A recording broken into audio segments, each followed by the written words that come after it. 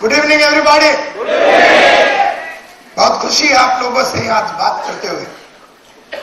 Topic तो है संघर्ष, लेकिन यहां पर कोई ऐसा फटकड़ीदार कुछ बात होने वाली नहीं है। संघर्ष हर आदमी के लाइफ में आता है, हर आदमी के जिंदगी में संघर्ष है। सुबह उठना, काम करना, लगातार काम करना, लगातार जिंदगी में आगे बढ़ना, ये एक संघर्ष की बात है। हर आदमी इसमें काबिल नहीं होता, हर आदमी इसमें अचीवमेंट करता भी नहीं है, हर आदमी जिंदगी में संघर्ष करने के बावजूद भी आगे बढ़ता नहीं। मेरे 21 साल के करियर में मैंने बहुत सारे लोगों को देखा संघर्ष करते हुए, मेहनत करते हुए, अपनी जान लगाते हुए, लेकिन मैंने बहुत कम लोगों को मेहनत करने के बावजूद जीतते हुए देखा है। बहुत कम लोगों को मैंने हकीकत में मेहनत करने के बाद अचीवमेंट करते हुए देखा है। तो मैं सोच में पड़ गया कि ऐसा होता क्यों होगा कि बंबई में काम करने वाला, कोल्हापुर में काम करने वाला, औरंगाबाद में काम करने वाला इंसान, हर इंसान पैदाइशी मेहनत करने के लिए तो तैयार होता ही है, लेकिन फिर वो क्या बातें हैं कि मेहनत के बावजूद भी बहुत सारे लोगों को वो अचीवमेंट नहीं मिलता। हम सब जुड़ते भी हैं फ्री इंडिया में, अगर यहां नहीं जुड़े तो हम किसी और कंपनी में जुड़ जाते हैं, वहां नहीं तो किसी और संस्था में हम जुड़ जाते हैं, लेकिन इसके बावजूद भी हमेशा जिंदगी में जीत होना जरूरी नहीं है। तो ऐसा क्यों होता होगा? जब मैंने ऐसा सोचा तो मुझे पता चला कि बहुत सारे लोग मेंटल डिसीजन तो ले लेते हैं कि यस मुझे जीवन में आगे बढ़ना है, इस बात का मेंटल डिसीजन तो बहुत सारे लोग ले लेते हैं। बहुत सारे लोग लेकिन फिजिकल डिसीजन नहीं लेते। जैसे मैंने 1985 में ये मेंटल डिसीजन ले लिया, जब 83 से लेके 85 मैं घर घर में जाके न्यूज़पेपर डालता था। 83 में सुबह का टाइम पे न्यूज़पेपर डालता था, उसके बाद कॉलेज में जाता था, उसके बाद दोपहर के टाइम पे मैं अकाउंटेंट का काम करता और रात के टाइम पे मैं ट्यूशन लेता था। बहुत मेहनत करता था, दिन में कम से कम 15 घंटे काम करता था, लेकिन सब मिला के आती 700, 800, 900 रुपए थी। तो 1985 में किसी ने कहा कि अगर जीवन में आगे बढ़ना है, जीवन में अगर आपको अपने सपने साकार करने हैं, तो आपको एक ही प्रोफेशन ज्वाइन करना पड़ेगा, वो है सेल्स का प्रोफेशन, लोगों से मिलने का प्रोफेशन, और लोगों से मिलके उन्हें समझाने का, उनकी जीवन में आपके पास जो है वो चीज उनके पास नहीं है, इस बात का एहसास दिलाने का काम तुम्हें करना पड़ेगा। तो मैं वैक्यूम क्लीनर बेचता था, वैक्यूम क्लीनर इलेक्ट्रिक झाड़ू बोलते थे लोग, मैं वैक्यूम क्लीनर बेचता था जिससे कि आपके घर का साफ सफाई कर सकते। अब जब हम किसी के घर में जाते हैं तो उसके पास ऑलरेडी झाड़ू भी है, कटका भी है, और वो झाड़ू कटका करके 100-200 रुपए में वो काम पटा लेता था। वो आदमी क्यों मेरा 3,300 रुपए का मशीन खरीदेगा?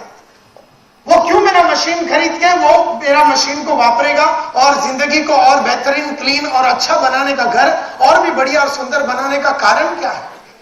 तो मुझे कहा गया कि तुम सेल्समैन बन जाओ और लोगों के घर घर में जाके उन्हें यह समझाओ कि आपके पास जो है वो उनके पास नहीं है, और वो लेने से उनके जीवन में बहुत अच्छी बात हो सकती है। जैसे कि फॉर एग्जांपल, जैसे आप फ्री इंडिया में काम करते हैं, जब आप किसी के घर में जाते हैं तो आपको उसे समझाना पड़ेगा कि आपका जो प्रोडक्ट है, सर्विस है, या आपके कंपनी के साथ जुड़ने से उसकी जिंदगी में के जो फायदे, जो प्रॉब्लम्स है वो किस तरह से सॉल्व होंगे, ये आपको उसे समझाना है। प्रॉब्लम यहीं पर शुरू होती है। सब लोग मेंटल डिसीजन तो ले लेते हैं। जब मेरे को उस दोस्त ने कहा कि अगर तुझे जीवन में आगे बढ़ना है, नाम कमाना है, इज्जत कमाना है, पैसे कमाना है, तो तुझे एक ही काम करना है, वो सेल्स में जाना है। तो मैंने मेंटल डिसीजन तो ले लिया, और मेंटल डिसीजन लेने के बाद मैं कंपनी में जुड़ गया, और कंपनी में जुड़ने के बाद शुरू हुई वो फिजिकल प्रॉब्लम्स। अब उसने 7 दिन 5 दिन का ट्रेनिंग के लिए बुला लिया, और ट्रेनिंग के टाइम पे उन्होंने हमें बताया कि घर घर में जाके एक आदमी के घर घर में जाके काम करना पड़ेगा। उधर ही हमारी थोड़ी पुक चालू हो गई। जब तक ये मेंटल डिसीजन ले लिया था कि भैया ठीक है, नो प्रॉब्लम, जिंदगी में आगे बढ़ना, पैसा कमाना, नाम कमाना, इज्जत कमाना, लोगों ने प्रोत्साहित कर दिया, और हम लोग भी हमेशा कोई भी आदमी प्रोत्साहित करते तो कितना मोटिवेट हो जाते हैं, लेकिन वो यहां से औरंगाबाद जाने के पहले खत्म हो जाती है, क्योंकि जिंदगी की तकलीफें जो है वो बाद में शुरू होती है। मोटिवेट हम जरूर हो जाते हैं, इंस्पायर हम जरूर हो जाते हैं किसी के बोलने सुनने पे, कोई कैसेट सुनने से, कोई ट्रेनिंग प्रोग्राम अटेंड करने से, किसी ने एक अच्छी राह दिखा दी तो हम मोटिवेट जरूर हो जाते हैं, that is the mental decision. लेकिन उसके बाद शुरू होती है वो फिजिकल डिसीजन। मुझे पता चला 5 दिन का ट्रेनिंग प्रोग्राम हुआ।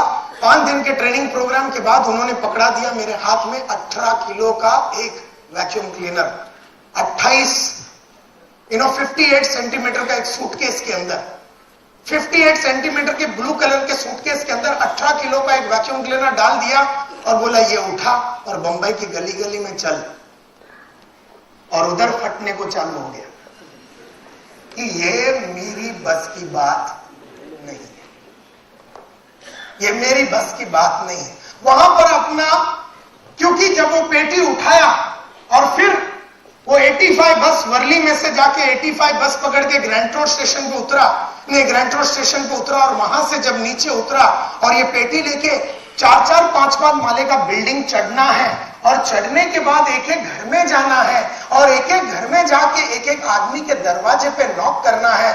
गुड इवनिंग सर, मेरा नाम संतोष नायर है, मैं यूरेका फोर्ब्स से आया। अगला दरवाजा, गुड इवनिंग सर, मेरा नाम संतोष नायर है, I am from eureka Forbes. तीसरा दरवाजा, गुड इवनिंग सर, मेरा नाम संतोष नायर है, मेरे पास एक छोटा सा मशीन है, मैं यूरेका फोर्ब्स से आया हूं, मेरे पास एक छोटा सा मशीन है जिससे कि आपका घर का पूरा साफ सफाई हो सकता है। ऐसे जब 110 दरवाजे, जब हम दरवाजे पे नॉक करते थे, 110 दरवाजा हमारे को रोज नॉक करने का टारगेट था। ये हमारी कंपनी की टारगेट थी कि तुम्हें 110 दरवाजे पे जाना है। जब 110 दरवाजे पे जाते थे तो उसका जो दर्द होता था, उसका जो फिजिकल पेन होता था, वो एक एक घर में वो पेटी उठा के जाना, that is a physical decision. लेकिन ये फिजिकल डिसीजन भी बहुत सारे लोग ले लेते हैं। लेकिन उसके बाद आती है the emotional decision. Emotional decision का ये मतलब है कि जब वो आदमी अपने मुंह पे देख के दरवाजा मारता है तो अपना जीवन का आधार स्तंभ हिल जाता है, अपने को अपने आप से घृणा हो जाती है, अपने को अपने आप से एक छोटापन का एहसास होता है, अपने को अपना कंपनी छोटा लगता है, अपन छोटे लगते हैं, अपने परिवार छोटा लगता है, अपनी जिंदगी छोटी लगती है, सब कुछ ऐसा लगता है कि बहुत ही एक जिल्लत की जिंदगी बिता रहे हैं। एक इस तरह का इमोशनल ब्रेकडाउन जिसको बोलते हैं, साहस नहीं होता उस टाइम पे लड़ने का। बहुत सारे लोग या तो सेकंड स्टेज पे टूट जाते हैं या बहुत सारे लोग थर्ड स्टेज पे टूट जाते हैं। जब 110 दरवाजे में से 95 आदमी लोग आपके दरवाजे के सामने, आपके चेहरे पे जब दरवाजा मारता है, तो एक अगरबत्ती सेल्समैन जो 2 रुपए का अगरबत्ती या 5 रुपए का अगरबत्ती बेचता है, वैसा जिसका फीलिंग वैसा होता है, वैसा हमें भी वो फीलिंग होता था। And that's the most important thing my dear friends, कि मैं वो भी झेल गया। And that is very very important. बहुत ही आवश्यक है कि हम फिजिकल डिसीजन लेवे, मेंटल डिसीजन लेवे।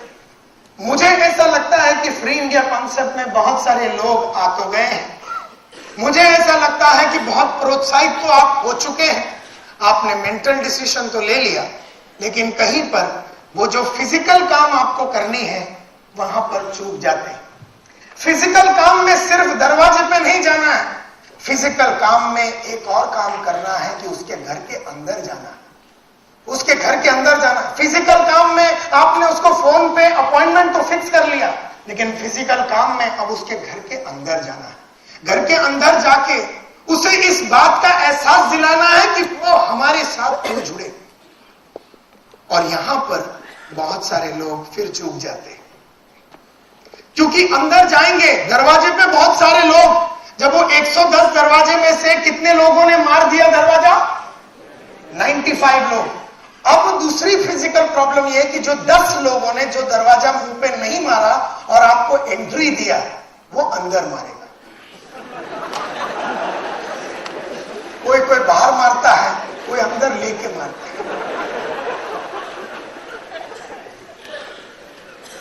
और वो दर्द जो है बहुत संगीन दर्द होता है, क्योंकि दरवाजा भी बंद कर लेता है, अंदर बिठा भी देता है, लॉक भी कर देता है और फिर मारता है। फ्रीडम भी नहीं है बाहर जाने का, और जब वो मार के बाहर भेजता है तो फिर एहसास होता है कि इतना दर्द तो झेल नहीं सकते। बहुत सारे लोग अंदर जाने के बाद टूट के बाहर आते हैं, बहुत सारे लोग अंदर तक जाते भी नहीं। फिजिकल पेन में बाहर की पेन को झेलने वाले और अंदर जाके झेलने वाले लोग ही फ्री इंडिया कॉन्सेप्ट में सक्सेसफुल हो सकते हैं।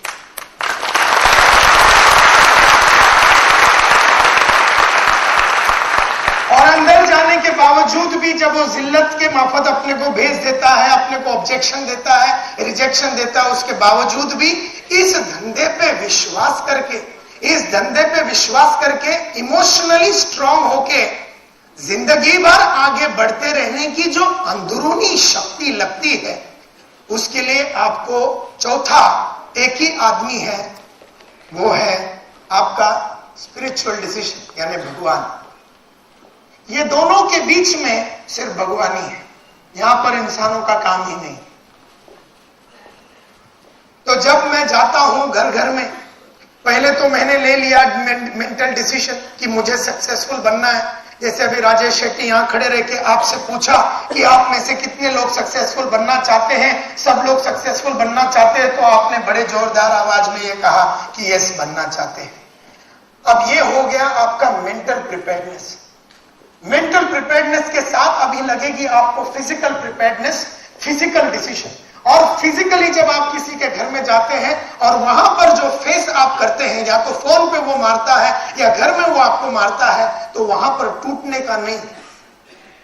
और उस टाइम पे सिर्फ इतना एहसास करना कि आप जो कर रहे हैं सही कर रहे हैं, सही मार्ग पे आप जा रहे हैं, और वो टाइम पे सिर्फ भगवान को याद करना। और ये चारों का कॉम्बिनेशन अगर हो जाता है तो आदमी सक्सेसफुल होता है। यही एक रीजन रहेगा कोई भी आदमी का सक्सेसफुल होने का। आज मैं आप लोगों को किसी तरह का इंस्पिरेशनल टॉक नहीं दूंगा। घर के अंदर जाके बात क्या करना है, इसके ऊपर हम बात करेंगे आज। क्योंकि घर के अंदर जाने के बाद बहुत सारे लोग कुछ भी बोल देते हैं, क्या भी मुंह में आया बोल देते हैं। कोई पहला फ्री इंडिया से चालू कर देते हैं कि हम लोग तोप है, हम फटाकड़े हैं, हम ये। कोई ये बोलते हैं कि हमारे इधर करोड़पति बहुत है। कोई ये चालू करता है कि हमारे पास इतने टीएससी है। कोई ये चालू करता है कि हमारे पास 10 लाख से ऊपर लोग हैं। कोई बोलते हैं कि हम 4 साल पुराने हैं। कोई बोलते हैं कि यहां पर आने वाला हर आदमी सक्सेसफुल होता है। क्या लेकिन ये पहला बोलना जरूरी था? ये सोचने लायक बात है। एंट्री मारते ही बहुत सारे लोग बोलते हैं मेरे पास एक जबरदस्त बिजनेस अपॉर्चुनिटी है और आप मेरे साथ जुड़ जाइए, आप मेरा ट्रेनिंग के लिए आ जाइए, सब कुछ आपका ठीक हो जाएगा। क्या ये सही है बोलना? और अगर यही सही है तो फिर लोग इतने अच्छे जुड़ते क्यों नहीं है? तो ये बात आज हमें देखना है। देखना यह है कि हमें घर के अंदर जाने के बाद बात क्या करनी है। Today the physical decision will be reaffirmed. आज हम फिजिकल डिसीजन जो हम घर में या तो फोन करते हैं वो भी एक फिजिकल काम है, उसके घर तक पहुंचना वो भी एक फिजिकल काम है, उसके ऑफिस तक पहुंचना वो भी एक फिजिकल काम है, उसे उठा के अपने टीएससी में लाना और उसको सेमिनार अटेंड कराना वो भी एक फिजिकल काम है। ये फिजिकल काम में एक टेक्निक है, एक फिजिकल काम में एक खूबी है। वो खूबी को अगर अच्छी तरीके से निभाओ, वो चीज को अच्छी तरीके से निभाओ, तो ही वो सेमिनार के लिए आएगा या फिर वो आपके साथ जुड़ने के लिए तैयार हो जाएगा। संघर्ष हमारी वहां से शुरू होती है। एक्चुअली किसी के घर में जाने के बाद या किसी को मिलने के बाद या सेमिनार को बुलाने के लिए वहां पर मेंटल डिसीजन में कोई संघर्ष नहीं है। मेंटल डिसीजन तो गली का हर आदमी ले सकता है कि मुझे बड़ा आदमी बनना, कौन नहीं बनना चाहता। फिर हर आदमी ने जो मेंटल डिसीजन लिया, मुंबई की गलियों में, औरंगाबाद की गलियों में, पूना के गलियों में, नागपुर के गलियों में, गुजरात के गलियों में, सूरत के गलियों में, छोटा से लेके बड़ा से बड़ा आदमी बड़ा बनना चाहता है। मेंटल डिसीजन तो सब आदमी लेते हैं, हर आदमी लेता है जिंदगी में। कभी ना कभी, कहीं ना कहीं तो मेंटल डिसीजन हर आदमी लेता है, लेकिन चूकता हो तब है जब उस मेंटल डिसीजन को लेने के बाद जब वो फिजिकल डिसीजन लेता नहीं है, या तो फिजिकल डिसीजन लेने के बाद सब चीज गलत करता है, घर के अंदर जाके सब गलत कर देता है, टेलीफोन पे सब कुछ गलत बोल देता है, ऑफिस में उसको मिलने के बाद सब गलत कर देता है, तो फिजिकली वो काम तो कर रहा है लेकिन गलत अगर करेगा तो रिजेक्शन बहुत ज्यादा होता है, और जब ज्यादा रिजेक्शन होता है तो आदमी इमोशनली टूट जाता है। तब भगवान को याद करके फायदा नहीं। सही चीजें करो और उसमें झटके खाओ, फिर भगवान को याद करो, वो भी साथ देगा। लेकिन कुछ भी जाके करो, उसके घर में मुंह में आया वैसा बात करो, उसको कोई टेक्निक से नहीं पेश करो, तो भगवान भी नहीं बचाएगा। एंड देयरफॉर मैं आपको इंट्रोड्यूस करता हूं संघर्ष का पहला इंट्रोडक्शन टू स्पॉन्सरिंग स्किल्स। कईयों को मैंने पूछा कि सेल्स एक कला है, इज इट एन आर्ट और ए साइंस? अगर मैं आपसे पूछूं किसी को बेचना क्या ये कला है, इज इट ए साइंस, क्या ये शास्त्र है, साइंस है, शास्त्र है, या फिर ये कला है, एक आर्ट है? आप क्या जवाब देंगे? अगर मैं पूछूं सेल्स इज एन आर्ट और इस सेल्स इज साइंस, क्या सेलिंग जो है वो एक कला है कि ये शास्त्र है, तो आप क्या जवाब देंगे? हाँ, एक आदमी हाथ ऊपर वहां पर। It's a combination of both, it's a combination of both. Yes, absolutely right. Selling जो है वो कला भी है, वो एक आर्ट भी है, और एक साइंस भी है, शास्त्र भी है। बहुत सारे लोग शास्त्रों को यूज नहीं करते, तो मैं आपको बताना चाहता हूं कि 4 स्टेप्स है किसी के घर के अंदर जाने के बाद। 4 स्टेप्स होते हैं। अगर आप सचमुच में मेरी पूरी 21 साल की जिंदगी का total success, my dear friends, मेरी तीनों लड़कियों की कसम, मेरी जिंदगी की कसम, मैंने कभी स्टेप्स ऑफ सेल्स का उल्लंघन नहीं किया। जो मुझे सिखाया गया था 1985 में, मेरे बॉस ने बोला घर में जाने के बाद पहला ये बोलना, मेरा दिल बड़ा किया पहला कुछ और बोलने का, लेकिन मैंने वो नहीं बोला। जो मेरे को पढ़ाया गया था शास्त्र के हिसाब से और कला को यूज करते हुए पहला क्या बोलना है, ये जब मेरे को बताया गया था, मैंने वही चीज पहला बोला। उसकी मैंने बहुत पढ़ाई लिखाई करके, बाय हार्ट करके, किताबों में लिख के अपने ज़हनो दिमाग में वो डाल दिया, और डालने के बाद मैंने रट्टा रट्टा उसको मारा, और रट्टा रट्टा मारने के बाद वो वैसे का वैसा मैंने लोगों के सामने पेश किया। और मैं बोलता हूं, मेरा ट्रैक रिकॉर्ड रहा है कि मेरे कंपनी में लोग 20 आदमी को मिलते थे, 22 आदमी को मिलते थे, और एक वैक्यूम क्लीनर बेचते थे। मेरे कंपनी के सबसे तुरम खाम सेल लोग, सेल्स वाले 15 से 18 कस्टमर को मिलते थे, तब जाके उनकी एक मशीन बिकती थी 3300 वाली। 85 की बात कर रहा हूं। जब मैंने अपनी करियर शुरू की थी तो 125 आदमी को मिला मैं पहले महीने में, और 26 सेल मैंने किया था।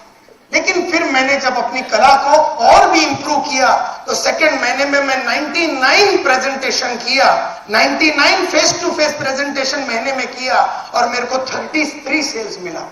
फिर मैंने वो 99 सेल्स को प्रेजेंटेशन को 78 सेल्स प्रेजेंटेशन किया, और 78 सेल्स प्रेजेंटेशन करके 36 बेचा। फिर मैंने 58 किया, उसको 58 सेल्स प्रेजेंटेशन किया अगले महीने में, और सेल्स को मैंने 39 पे पहुंचाया। फिर मैंने 50 प्रेजेंटेशन किया और सेल्स को मैंने 40 पे पहुंचाया। फिर मैंने 43 प्रेजेंटेशन किया और मैंने फिर 41 सेल्स किया, और फिर मैंने 38 प्रेजेंटेशन किया और 43 बेचा। जब मैं रिटायर हुआ as a salesman in Eureka Forbes, मेरा 0.73:1 रेशियो था। 0.73:1 रेशियो, यानी कि मुझे एक बेचने के लिए पूरा एक आदमी की भी जरूरत नहीं थी, क्योंकि एक कोई में 2 बेचता था। Are you getting my point? क्योंकि आप ये सोचते रहे कि 79 या जो भी है, उसको सामने कैसे इसने एक बेच दिया? इट वॉज बेसिकली बिकॉज लगातार मैंने जिंदगी में सिर्फ एक ही चीज का प्रैक्टिस किया, और वो है सेल्स के स्टेप्स का प्रैक्टिस। जब भी गया तब भी गया, आज से 5 साल पहले, 15 साल पहले, 20 साल पहले, 5 दिन पहले और 5 घंटे पहले भी मैंने उसका उल्लंघन कभी नहीं किया। उल्लंघन नहीं करने के वजह से मैंने लाइफ में लगातार सक्सेस पाई। कम काम में ज्यादा पाया मैंने हमेशा जिंदगी में। और बहुत मेहनत करता हूं, क्योंकि मेहनत इसलिए नहीं करता हूं क्योंकि मेरे को रिटर्न नहीं मिल रहा। मेहनत इसलिए कर रहा हूं क्योंकि मेरे को डबल ट्रिपल रिटर्न चाहिए, क्योंकि 4-5 साल में मुझे रिटायर होना है। तो इसके लिए मेहनत करता हूं। मेरा हर मेहनत का मेरे को रोकड़ा मिल रहा है, मेरा हर एफर्ट का मेरे को रिजल्ट मिल रहा है, because I am always result focused, not activity focused. I am always result focused, not activity focused. मैं काम करने में तब बिलीव करता हूं जब मेरे को रिटर्न आएगा, और रिटर्न आने के लिए ही मैं काम करता हूं। काम के लिए काम मैंने कभी नहीं किया, और मैंने जो काम किया उस पे मेरे को हमेशा रिटर्न मिला, क्योंकि मैंने सेल्स का उल्लंघन कभी नहीं किया। जैसे मंदिर में जब हम जाते हैं तो चप्पल पहन के नहीं जाते, वो एक रूल है। वो किसने बनाया मैं नहीं जानता हूं। मुसलमान लोग फिर कुछ कपड़े पहनते हैं और उनका कुछ और अदब होता है। वो किसने पूछा नहीं कि ये सही है कि गलत है। हमने भी ये पूछा नहीं कि मंदिर में चप्पल डाल के क्यों नहीं जाना, मुझे नहीं मालूम। लेकिन इतना जरूर मालूम है कि पिछले 40 साल के मेरी लाइफ में मैं चप्पल के बिना ही मंदिर में गया हूं। मैंने उसका उल्लंघन नहीं किया, क्योंकि मुझे यह डर है, कि जब मैं उल्लंघन करूंगा तो भगवान झापड़ मारेगा। उसी तरह से सेल्स एक पूजा है। सेल्स का भगवान है कस्टमर। कस्टमर के सामने मनमानी डायलॉग मारोगे और सेल्स की स्टेप्स का उल्लंघन करोगे, इसका मतलब यही है कि तुम मंदिर में गए चप्पल डाल के, तो कस्टमर भगवान के रूप में आके झापड़ मारे। Please try and understand therefore कि लाइफ में अगर सक्सेसफुल होना है तो कस्टमर के घर के अंदर या दुकान के अंदर या जिधर भी आप उसको मिलो, आपको 4 स्टेप्स फॉलो करने हैं। नंबर 1, जिसका नाम है ओपनिंग। पहले हम कस्टमर के घर में जाके पहले हम करेंगे ओपनिंग, जिससे हम लेंगे कस्टमर का अटेंशन, अपने तरफ उसको हम खींचेंगे। अब ये अटेंशन क्यों लेना है? इसलिए क्योंकि संडे जब सुबह हम जब उसके घर में गए थे, सपोज 11 बजे उसके साथ हमारी मुलाकात थी, अपॉइंटमेंट थी। संडे के दिन सपोज आप मेरे घर में आ रहे हैं, तो मैं संडे के दिन सुबह आप मेरे को बेचने के लिए आ रहे हैं, आप फ्री इंडिया के बारे में मेरे को बताने के लिए आ रहे हैं, आप मुझे जुड़वाने के लिए मेरे घर में सपोज आ रहे हैं। मैं संडे के दिन बैठा हुआ मेरे तीनों बच्चों के साथ मैं खेल रहा था, टाइम्स ऑफ इंडिया पढ़ रहा था और एक आराम से जिंदगी में बिता रहा था। मुझे कुछ भी नहीं मालूम था कि अब आने वाले दिनों में क्या होने वाला।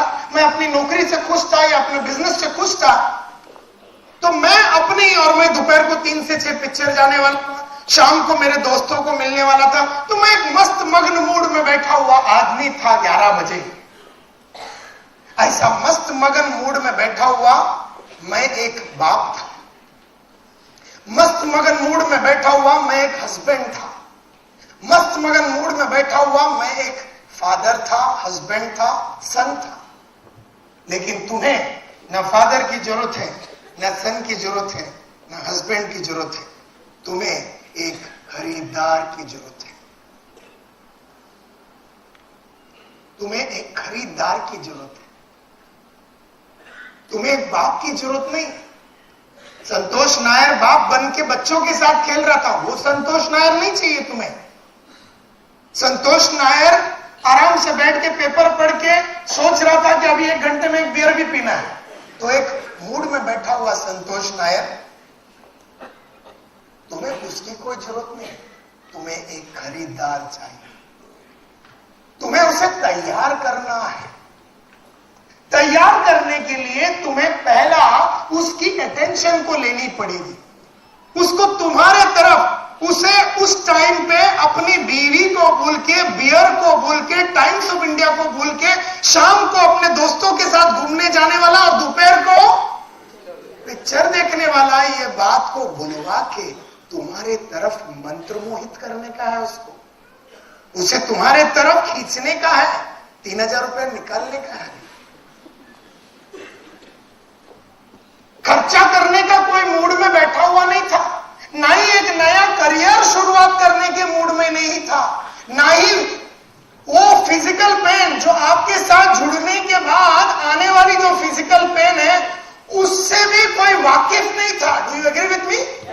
उससे भी वाकिफ, मस्त बैठा हुआ है वो। और तुम 11 बजे जाके नॉट ओनली उसको जुड़वाने की बात करोगे, उसे फिजिकल पेन की भी बात करने वाले हो, मेंटल पेन की भी बात करने वाले हो, और दुनिया भर के दर्द देने की बातें कर रहे हो। ऐसा आदमी को तैयार करने के लिए तुम्हें उसे अपने पास लेना पड़ेगा, वो तुम्हारा होना चाहिए, तभी तुमसे जुड़ेगा। सबसे पहला देयरफॉर ओपनिंग करके उसकी अटेंशन आपको लेनी है। उसके बाद आपको करनी है प्रोबिंग। इसकी गहराई में हम जाएंगे आज, इसकी गहराई में हम जाएंगे। अगर आप लोग तैयार हैं सुनने के लिए, यस और नो? Okay, wonderful.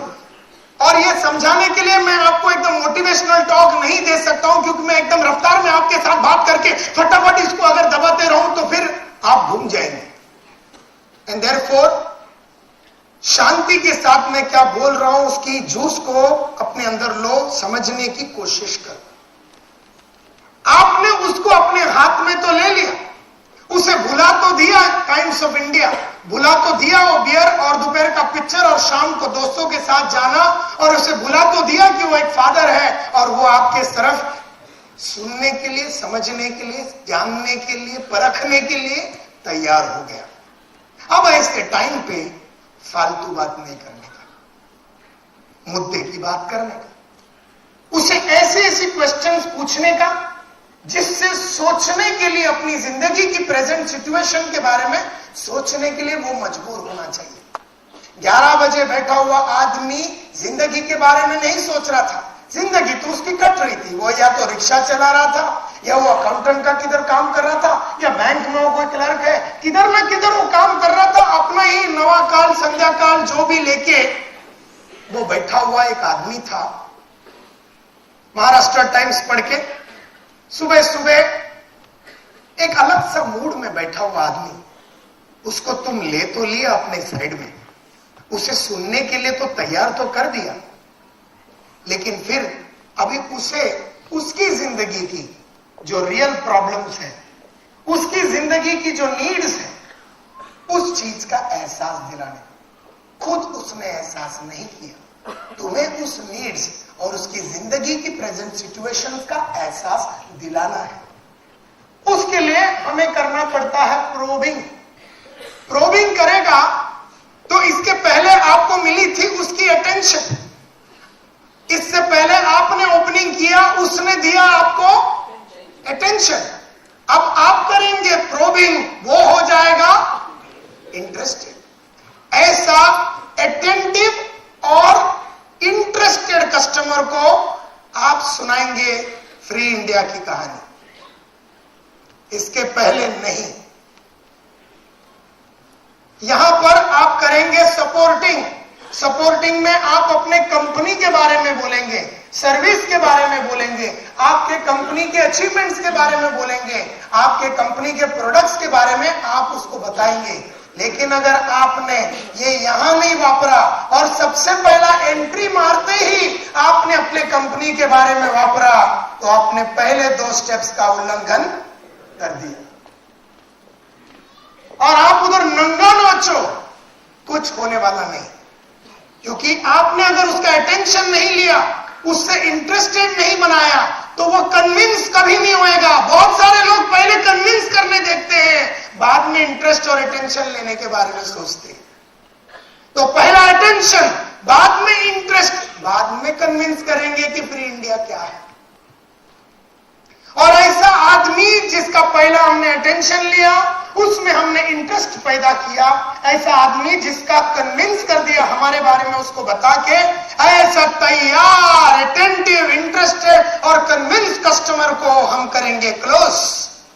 हम मांगेंगे चेक, हम मांगेंगे कैश, या जो भी आपका काम करने का तरीका है। बहुत सारे लोग थर्ड और फोर्थ स्टेप के लिए डायरेक्ट जाते हैं और पहला 2 स्टेप्स को उल्लंघन कर देते हैं, नहीं करते, क्योंकि उसमें तैयारी लगता है, क्योंकि उसमें सोच लगती है, उसमें प्रिपेयर्डनेस लगती है। तो आदमी हमेशा शॉर्टकट मारता है, संघर्ष जरूर करता है, धंधा नहीं मिलता। आदमी थर्ड और फोर्थ स्टेप के लिए संघर्ष करते रहेगा, करते रहेगा, करते रहेगा और कुछ नहीं मिलेगा। तो संघर्ष अगर करना है तो तुम्हें चारों करना पड़ेगा। तुम बोलेगा मेरे को है ना सेकंड वाला ज्यादा अच्छा लगता है, मेरे को ना बहुत सारे क्वेश्चन उसको पूछने को अच्छा लगता है, तैयार करने को अच्छा लगता है, लेकिन मेरे को लास्ट में ना क्लोजिंग अच्छा नहीं लगता, चेक मैं नहीं मांग सकता, कैश मैं नहीं मांग सकता। तो फिर तो आपको संघर्ष करने की जरूरत ही नहीं थी, क्योंकि आप अगर सोचते हैं कि आप चौथा स्टेप नहीं करेंगे और वो समझ के आपको चेक देगा या कैश देगा, वो नहीं देगा, वो नहीं देगा। एंड देयरफॉर ये चारों स्टेप्स को आपको करना है। तो चलते हैं पहली वाली स्टेप में, जिसका नाम है ओपनिंग। ओपनिंग हम क्यों करते हैं? क्योंकि हमें चाहिए उसका लाउडली, हमें चाहिए उसका अटेंशन, हमें उसकी अटेंशन चाहिए। क्यों चाहिए हमें उसकी अटेंशन? क्यों चाहिए हमें उसका अटेंशन? उसके दिमाग में जो अभी चल रही बातें हैं, और अभी क्या चल रहा था इसके मन में? हाँ, बियर पीने का है, पिक्चर जाने का है, दोस्तों के साथ शाम को जाने का है, बच्चों के साथ पेपर पढ़ने का है। और एक आर्टिकल उसने देखा, बहुत इंटरेस्टिंग था, उस पर दिल आ गया उसका, आधा पढ़ा था तब तुम आए। तो वो पूरा वो मूड में है, तभी उसको सब चीजों से भुलवा के तुम्हारे तरफ खींचना बहुत ही जरूरी है। एंड देयरफॉर इसको बोलते हैं opening. You know, the art of getting attention. ये भी एक कला है। शास्त्र ये बोलती है कि ये तुम्हें करना है, कैसे करोगे? दैट इज द कला। Step number 1 is opening. Opening is done why? To get complete undivided attention of the prospect. Complete undivided attention of the prospect. Complete undivided. Undivided यानी कि undivided attention. Complete attention मतलब उसका ध्यान और किधर नहीं होना चाहिए, अपने तरफ ही होना चाहिए। इसके लिए हम करते हैं ओपनिंग। उसमें कितने स्टेप्स है वो हम अभी देखेंगे। ओपनिंग इसलिए करना है ताकि हम धंधे के लिए तैयार करें। 11 बजे बैठा हुआ आदमी धंधे के बारे में कुछ नहीं सोच रहा था, जिंदगी में मेहनत करने के बारे में नहीं सोच रहा था, एक नया करियर बनाने के बारे में 11 बजे सुबह संडे को सोच नहीं रहा था।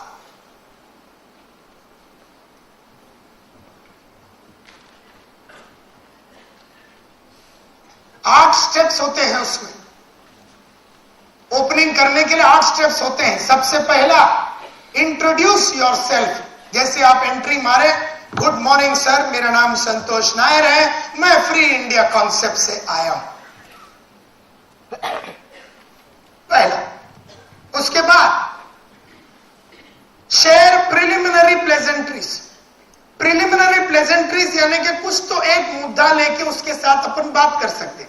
जैसे आप मेरे घर में आए और मेरे घर में आपने देखा कि बहुत बड़ा समय है, बहुत बड़ा समय है जो हमने केरला से लाया, तो आप उसके बारे में चालू कर सकते हैं टॉपिक। तो आप ये बोल सकते हैं, गुड मॉर्निंग सर, मेरा नाम संतोष नायर है, मैं फ्री इंडिया कॉन्सेप्ट से आया हूं। यू नो, शेट्टी साहब, आपका ये जो समय है बहुत ही सुंदर है। इसलिए मैं कहता हूं क्योंकि मैंने हमेशा सोचा था, छोटे छोटे समय मैंने हमेशा बहुतों के घर में देखा, लेकिन इतना बड़ा समय मैंने पहले कभी नहीं देखा। आपने कहां से खरीदा? तो शेट्टी बोलता है मैंने ये मैंगलोर से खरीदा या केरला से खरीदा या जो भी। बहुत बढ़िया सर, कितने का पड़ा होगा? एंड ही सेज कि मेरे को इतने का पड़ा। बहुत बढ़िया सर, मैं भी जब अपना एक बड़ा सा घर बांधूंगा उसके एंट्रेंस में इस तरह का समय को रखना चाहूंगा। इस तरह से आपने एक प्रिलिमिनरी प्लेजेंट्रीज उसके साथ चालू किया। या तो आपने उसके घर में कुछ अच्छी चीज देखी, या उसका शर्ट हुआ, टाई हुआ, या उसके हाथ में आपने एक जबरदस्त ब्रेसलेट देखा जो साधारण ब्रेसलेट नहीं है, या आपने एक ऐसी घड़ी देखी, या ऐसा मोबाइल देखा, या उसके घर में कुछ तो देखा जिसकी आपने तारीफ से चालू की। तारीफ हर आदमी को लगता है प्रोत्साहित होने के लिए। या तो आप उसके साथ कोई और टॉपिक पे बात कर सकते हैं जो उसका इंटरेस्ट का टॉपिक है। अगर मेरे घर में आते हो कि then you can start off with training. जैसा मैं ट्रेनर हूं तो मेरे घर में आके आप बोल सकते हैं कि नायर साहब, आपके बारे में हमने बहुत सुना है ट्रेनिंग के दुनिया में, और ट्रेनिंग के दुनिया में आपने बहुत अपने आप को एक नाम बनाया। ये बताइए नायर साहब, ये आपने इस मकाम पे आने के लिए 4 ऐसी कौन सी चीज की जिसकी वजह से आज यहां तक आए, बताइए सर। सो एक चालू हो गया हमने उसके साथ बात करने का। अब तक वो न्यूज़पेपर पढ़ के बैठा हुआ आदमी, शाम को घूमने जाने वाला आदमी को हमने उसकी जिंदगी से चालू की। बताइए सर, आपने ये कहां से खरीदा? बताइए सर, आपकी जिंदगी के बारे में बताइए। बताइए सर, ये टाई के बारे में बताइए। बताइए सर, ये बच्चे जो हैं उनके बारे में भी आप टॉपिक चालू कर सकते हैं। मतलब पहला उसकी जिंदगी से चालू करने का। हम में से कई लोग जाते हैं, बोलते हैं तेरी जिंदगी है तेल लेने, तू मेरी जिंदगी फटी पड़ी हुई है, तू मेरी बात सुन, तेरा टाई, तेरा समय, तेरे इन सब चीजों से मेरा कोई लेना देना नहीं, मेरी कहानी सुन और बचा मेरे को। तो हम में से कई लोग अपने बारे में ज्यादा बात करना जानते हैं। हम बोलते हैं कि हम लोग कौन हैं, हम ये हैं, हम वो हैं। तो प्रिलिमिनरी प्लेजेंट्रीज में हमेशा उसकी जिंदगी, उसकी बीवी, उसके बच्चे, उसका घर, उसका टाई, उसका शर्ट, उसकी जिंदगी, उसका अचीवमेंट, उसका करियर, उसका लाइफ। अब मेरे को वहां पर एक आदमी मिला, मोहम्मद इस्लाम बोल के। इधर है, वो है इधर तो दिखा था मेरे को वो, हाँ उधर बैठा। मैंने उसको पकड़ा, उसको बोला क्या कर रहा है तू लाइफ में? बोला मैं टैक्सी चलाता हूं। बढ़िया, कितना देर टैक्सी चलाता है, कब तक टैक्सी चलाता? उसकी जिंदगी, उसकी जिंदगी। कितना पैसा धनी को देना पड़ता है? तो बोला 150 रुपया देना पड़ता है। किलोमीटर पे देना पड़ता है कि ऐसे ही फ्लैट देना पड़ता है? बोलता नहीं, इतना तो देना ही पड़ता, 30 किलोमीटर का। तो उसकी जिंदगी, उसकी लाइफ, उसकी बीवी, उसके बच्चे, उसके बारे में पहला चालू करो। फर्स्ट आप उसकी जिंदगी में इंटरेस्टेड तो हो जाओ। ज्यादातर हम लोगों का मन में क्या है, इसको कैसा करके टोपी लगा के सलाह।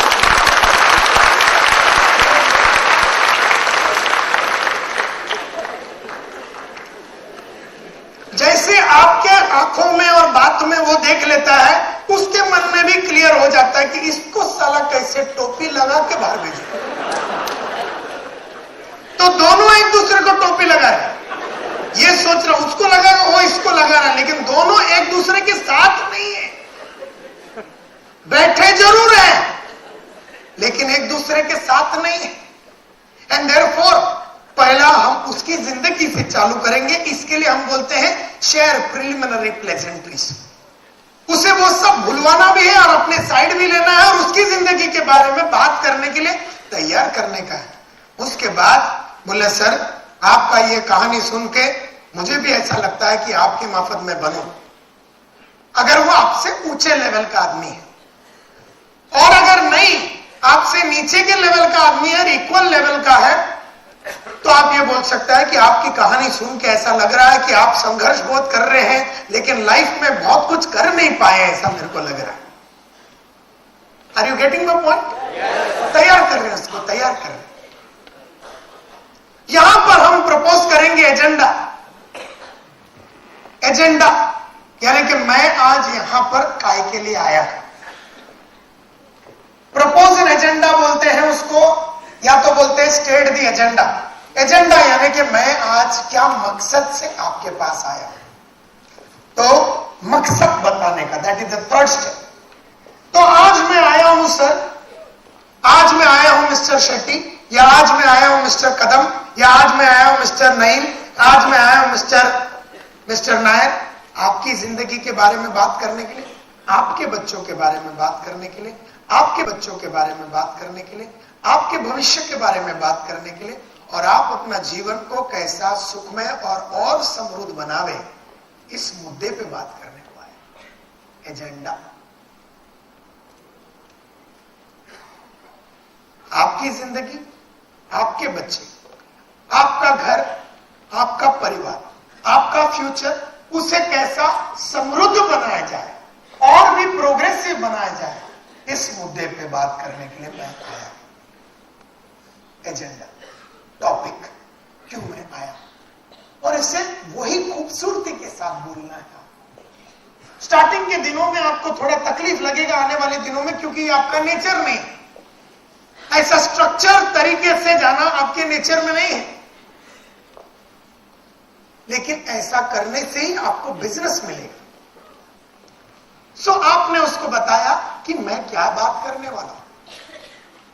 आज मैं आया हूं, आप जो भी तरीके का जिंदगी जी रहे हैं, इस जिंदगी से आपको क्या मिला, और एक नया जिंदगी जो आज आगे चल के मैं आपके साथ अभी थोड़ी देर में बात करने वाला हूं, उस नया जिंदगी से, इस जिंदगी से ज्यादा आपको क्या मिलेगा, इसके बारे में बात करने को आया। एजेंडा बताया उसको। उसके बाद the value of the agenda, state the value of the agenda to the customer. इस डिस्कशन से आपका क्या फायदा होगा, ये उनको बताने का। मेरा विश्वास है सर, इस डिस्कशन के बाद आप अपने जिंदगी को और भी हसीन और बहुत भी प्रोग्रेसिव किस तरह से बनाएं, इसका कंप्लीट आइडिया और डिसीजन आपको मिल जाएगा। तो आज मैं आया हूं आपकी जिंदगी के बारे में बात करने के लिए, आपके बच्चों के बारे में बात करने के लिए, आपके फ्यूचर के बारे में बात करने के लिए, और आपकी एंटायर जिंदगी के बारे में बात करने को आया हूं। और आप अपनी जिंदगी को कैसे और हसीन और प्रोग्रेसिव बना सकते हैं, इसके बारे में बात कर। इस बातचीत के उपरांत, ये है अपना नेक्स्ट स्टेप, चौथा। इस बातचीत के उपरांत मेरा विश्वास है कि आप हमारे साथ जुड़ के एक नई शुरुआत का सिलसिला चालू करें। That is known as the value of the agenda। यानी अब तक देखिए, हमने सिर्फ उसके बारे में बात की, उसको क्या हम करने के लिए आए वो बात किया, उससे उसको क्या फायदा होगा उसके बारे में हमने बात की। पांचवा स्टेप, ये पूरी, इसको आस्क परमिशन फॉर टाइम, ये पूरी कॉन्वर्सेशन करीबन 47 मिनट्स चलेगा सर। अब वो भी सारा टेंशन में आएगा, आदमी आधा घंटा मांगता, पौना मांगता, 15 मांगता, ये 47 क्यों मांगता, इससे और भी इंटरेस्ट पैदा होता है। ये पूरी कॉन्वर्सेशन करीबन 45 मिनट तक चलेगी सर। क्यों हम उसको बोलते हैं 45 मिनट चलेगा? यह पूरी कॉन्वर्सेशन करीबन 40 मिनट चलेगा या 30 मिनट चलेगा, ये हम इसलिए बोलते हैं क्योंकि हम चाहते हैं कि उतना मिनट के लिए वो वहां पर बैठ जाए, तैयार होकर बैठ जाए। क्योंकि हम अगर उसको एक कॉन्सेप्ट समझाने का है तो उतना टाइम तो लगेगा। एक बच्चा पैदा करने का है तो 9 महीने लगते ही।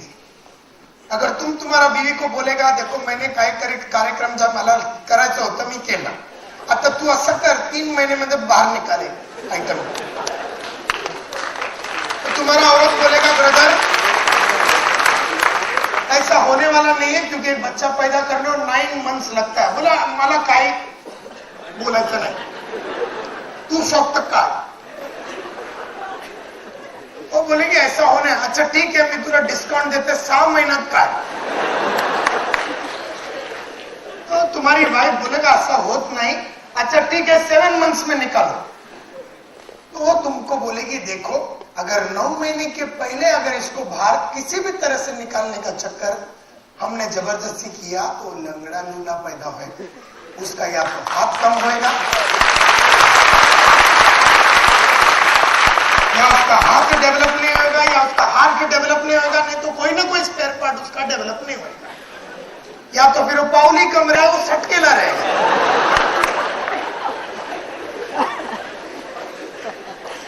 देयरफॉर एक बच्चा पैदा,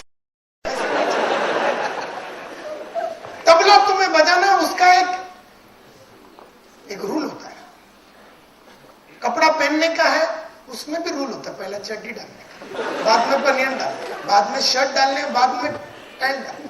अभी तुम्हारे को बड़ा मूड है पहला पैंट डालने को, उसके ऊपर चड्डी डालने।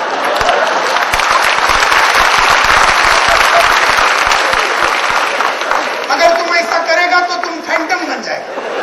फैंटम है ना, फैंटम, वो पैंट के ऊपर चड्डी पहन। तो सबका एक रूल होता है, एक टेक्निक होता है।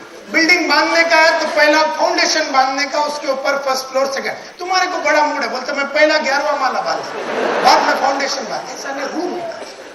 उसी तरह से सेल्स करने का तो रूल्स होता है, रूल को फॉलो ही करना पड़ेगा। ये एक संघर्ष है, ये एक संघर्ष है और इसमें लगता है discipline, dedication and sincerity. Discipline, dedication and sincerity, बहुत ही डिसिप्लिन तरीके से बाय हार्ट करके रट्टा रट्टा मार के उसको अपने को स्टेप्स ऑफ सेल करना पड़ेगा। तो इतना करेगा तो वो तुम्हारे को अटेंशन देगा, उससे ज्यादा कुछ नहीं देगा। अभी तुम्हें खाली उसका अटेंशन मिला, अभी उसको तैयार किया है, अभी वो सुनने के लिए रेडी हो गया।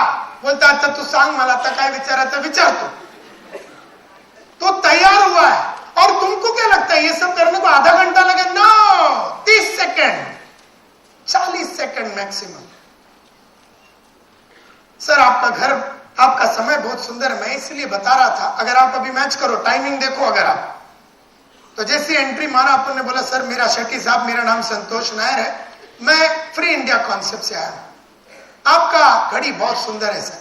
मैं इसलिए कहता हूं क्योंकि मैंने कई टाइप के घड़ी देखे, राउंड देखे, ये देखे, लेकिन ये जो ट्रायंगल टाइप घड़ी है ये मैंने कभी नहीं देखा सर। कौन सा है? तो तुमने बोला रेडो है। ये बहुत ही बढ़िया सर, आपके हाथ को और आपके पर्सनैलिटी को बहुत अच्छा जचता है।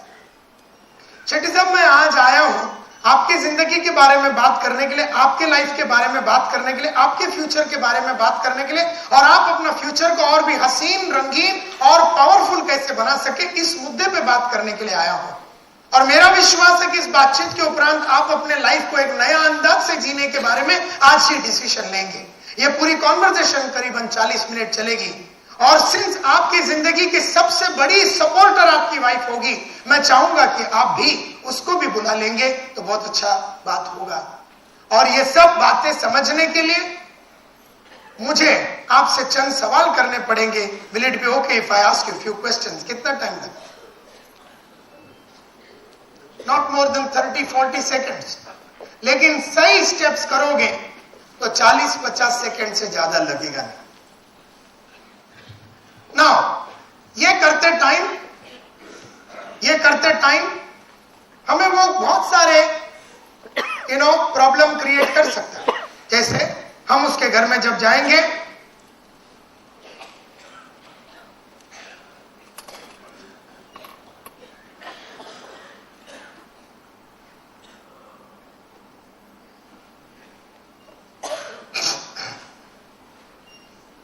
हम जब उसको बोलते हैं सर ये पूरी कॉन्वर्सेशन करीबन 40 मिनट चलेगी, ये पूरी कॉन्वर्सेशन करीबन 40 मिनट चलेगी, तो बोलता 40 मिनट लगेगा, आप 10 मिनट में नहीं कर सकते हैं।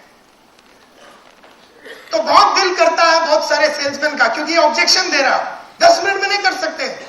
बोले सर बात अगर मेरे को आपसे मोबाइल फोन बेचने की होती, या बात अगर ये पेन बेचने की होती, या बात अगर कोई छोटा सा चीज दे के आपके जिंदगी से निकलने की बात होती, तो मैं 10 मिनट में कर देता हूं, लेकिन जो कि बात आपकी जिंदगी की है, आपके बच्चों की है, उनकी फ्यूचर के बारे में और आने वाले 20-25 साल आप हमारे साथ जुड़ने के बाद कैसे आगे बढ़ सकते हैं और जिंदगी को कैसे हसीन बना सकते हैं, इन मुद्दों के ऊपर बात करना है। अगर हर साल के लिए भी 1 या 2 मिनट भी दे दिया तो आने वाले 25 सालों के तो मिनिमम 50 मिनट तो लगेगा ना सर। तो बोलता है अच्छा ठीक है तो चालू करो। वो ये देखना चाहता है कि तुम सचमुच में तुमको 25-40 मिनट चाहिए कि नहीं। वो तुम्हें ऑब्जेक्शन नहीं दे रहा है, वो बोलते 40 मिनट लगेगा, 15 मिनट में नहीं कर सकते हो। बहुत सारे लोग बोलते 15 मिनट में कर देंगे, ऐसा नहीं करना। अगर तुम्हें 15 चाहिए तो 15 ही मांगो, और अगर 40 चाहिए तो 40 मांगो। तो 40 मिनट तुमने मांगा। अगर वो बोलता है कि नहीं मेरे पास आज 40 मिनट तो है ही नहीं कामत साहब, आज है ही नहीं, तो फिर क्या करेंगे हम? अपन बोलेंगे तो फिर ऐसा करते, कल सुबह 11 बजे मैं आपसे मिलना चाहता हूं। बहुत सारे लोग ऐसा नहीं करते। जब वो बोलता है 40 मिनट नहीं है तो हम पहले तो उसको हैंडल कर लेंगे, बोलते सर आपकी जिंदगी के बारे में बात करनी है तो इतना टाइम लगेगा। लेकिन जब कस्टमर बोलता है मेरे पास है ही नहीं और मेरे पास सिर्फ 10 मिनट है, बहुत सारे लोग 10 मिनट में प्रेजेंटेशन चालू कर देते हैं। ये उनका सबसे बड़ा गलती होता है। वहां पर उन्हें दूसरा अपॉइंटमेंट लेना चाहिए। बोले सर कल सुबह मैं 11 बजे आपको मिलने को आता हूं, वहां पर वो दूसरा अपॉइंटमेंट लेना चाहिए। लेकिन उसमें फिजिकल पेन होता है वापस आने के लिए, और वो फिजिकल पेन न लेने के चक्कर में हम वो 10 मिनट में वहां पर देने के लिए तैयार हो जाते हैं। Are you getting my point? तो संघर्ष उसमें है। मुझे मालूम है कि ये बच्चा इधर पैदा करने के लिए, फ्री इंडिया का एक बच्चा पैदा करने के लिए 45 मिनट्स लगेगा। पहला वो बोलता मेरे पास नहीं है, तो हम उसको समझाते हैं कि क्यों आपको 45 देना है। कई बार वो बैठ जाता है समझ के, लेकिन अगर सचमुच में उसके पास नहीं है तो दूसरा अपॉइंटमेंट लो। लेकिन बहुत सारे लोग वो फिजिकल, अरे आज उधर डोंबिवली से अपन कल्याण आए, वापिस डोंबिवली से कल्याण, कल वापिस जाने का और फिर खर्चा करके उसके घर में जाने का, ये जो दर्द होता है, ये दर्द झेलने के लिए संघर्ष लगता है। बहुत सारे लोग वो दर्द झेलना नहीं चाहते हैं, बोल के बोलते हैं यार इसको अभी 10 मिनट में पटा डालते हैं, इसको फिनिश कर देते हैं, और बराबर फिनिश ही हो जाता है। बोले उसको जल्दी से काम कर देते हैं। तो कभी भी देखो माय डियर फ्रेंड्स, उल्लंघन नहीं करना। सेल्स की उल्लंघन करोगे तो सेल्स तुम्हें झपट मारेगा। कोई बोलता है नहीं मेरी वाइफ को बुलाने की जरूरत नहीं, आप मेरे को समझा दो। वहां पर भी आप उसको बोलने का कि आपकी वाइफ, अगर आज आप जो काम कर रहे हैं उसमें उसकी बहुत सपोर्ट की जरूरत लगेगी। कई ऐसे वारदातें होंगे जहां पर आपका इंस्पिरेशन या मोटिवेशन कम होगा, और ऐसे टाइम पे आपको उसकी सपोर्ट की जरूरत होगी। उसके लिए मैं आपको बोल रहा हूं, इंसिस्ट करने की जरूरत नहीं। अगर वो आ जाती है ठीक है। इस तरह से अगर कोई मोबाइल बंद करने से इनकार करता है तो ये नहीं बोलना बंद नहीं करेगा तो चालू नहीं करेगा, अपना रूल है। ऐसा नहीं है। हम जितना अच्छी तरीके से उसे समझाएंगे तो बंद करेगा ही करेगा। 100 में से 5, 8, 10 आदमी ऐसे निकलेंगे जो नहीं करेगा, छोड़ो उसको, कोई प्रॉब्लम नहीं है। लेकिन कोशिश जरूर करना, क्योंकि मोबाइल बाद में बजी तो प्रॉब्लम हो सकता है। और अगर मोबाइल बज के वो अगर कुछ दूसरा प्रॉब्लम नहीं भी हुआ, अगर वो दूसरा, जैसे मैंने कहा कि मोबाइल बजा तो उसको प्रॉब्लम हो गया, प्रॉब्लम नहीं भी हुआ, कोई खुशी की खबर रहेगी कि उसका बहन को बच्चा हो गया, वो खुशी में इतना पागल हो गया, बोला फ्री इंडिया तेल में गया। तो या तो खुशी से बोलता फ्री इंडिया गया तेल लेने, या उस गम में बोलेगा कुछ ना कुछ बोल के तेरा जरूर लेगा, वो तेरे को मारेगा जरूर। देयरफॉर उसके मारने के पीछे यही एक चीज थी, इसे बंद कर। इंसिस्ट करो, नहीं करता तो छोड़। हाँ जी, अपना मतलब ऐसा भी नहीं बोला सर मोबाइल बंद करता क्या, बोले नहीं, अच्छा बिल्कुल ठीक है। उसको समझाओ कि भैया मोबाइल हमारी एक बहुत बड़ी 20-25 साल के हमारे जो रिश्ते बनने वाले हैं, एक बहुत जबरदस्त जिंदगी जो हम बनाने के बारे में सोच रहे हैं, ये जिंदगी को बनाने के लिए मोबाइल कितना बड़ा बाधा बन सकता है, इस बात को समझाओ। ऐसा नहीं बोलने का सर एक काम करो जरा बीवी को बुलाओ, बोलो काय को, तो बोले क्या क्या है क्या है करने का क्या है, तो ऐसा नहीं बुलाने का, उसका एक बुलाने उसको एक तैयारी करने का है, उसका एक तरीका होगा।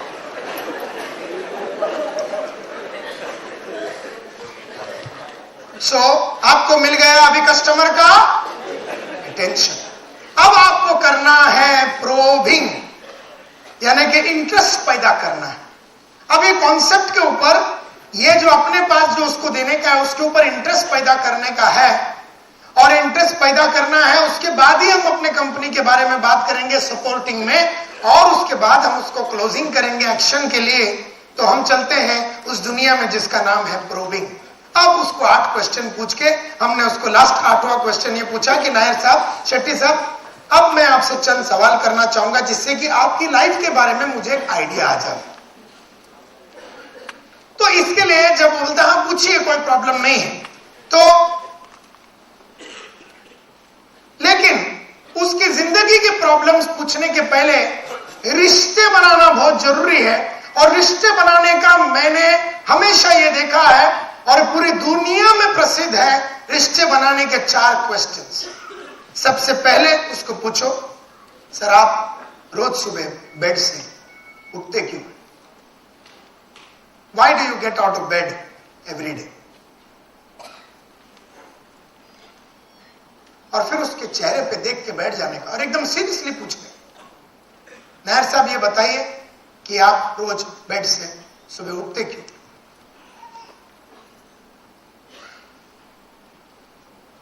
बहुत सारे लोग वहां पर सोचने के लिए मजबूर हो, और कोई लोग बोलते हैं यार उठता क्यों है, मतलब सुबह होगा तो उठना ही पड़ता है। तब तुम्हें समझ में आएगा उसकी जिंदगी कितनी छोटी है। बोलता है रोज उठता था, पिछले 40 साल से सुबह उठता हूं, उसके लिए रोज उठता हूं, और इसलिए उठता हूं क्योंकि कल भी उठा था, परसों भी उठा था, उसके लिए आज भी उठा। तो लोग ऐसे स्टूपिड आंसर्स भी देंगे, कुछ बोलने का नहीं, लिखने का, एक कागज के टुकड़े पे वो जो बोलता है लिखने का, और फिर तुम क्यों सुबह उठता है ये बताने का उसको। थोड़े दिन पहले जब मैंने सोडेक्सो पास बोल के एक $12 बिलियन ऑर्गेनाइजेशन है, $12 बिलियन, उसका सीईओ को मैं पर्सनल काउंसलिंग करता हूं, मिस्टर रवि सक्सेना बोल के, उसको मैंने पूछा, और उसका काउंसलिंग चालू करने के पहले मैंने पहला क्वेश्चन ये पूछा कि मेरे को सक्सेना साहब ये बताइए कि आप सुबह उठते क्यों? उसने यही बोला सुबह उठता हूं क्योंकि सोडेक्सो में आना पड़ता है, काम करना पड़ता है, और बहुत सारी जिम्मेदारी है निभानी पड़ती है। मेरे को पूछा क्यों? मैं नहीं, मैं ऐसे ही पूछ रहा था क्योंकि मैं बताना चाहता हूं कि मैं सुबह क्यों उठता हूं। मैं सुबह इसलिए उठता हूं सक्सेना साहब, ताकि मेरा किया हुआ काम की वजह से ये दुनिया और भी अच्छी हो जाए।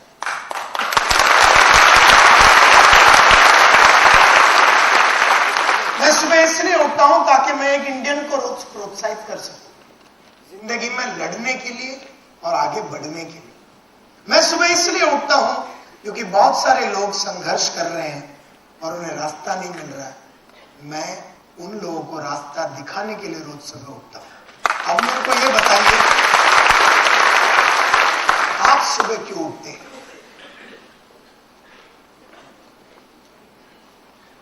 तो वो फिर पहली बार लाइफ में सिर्फ खाली उठना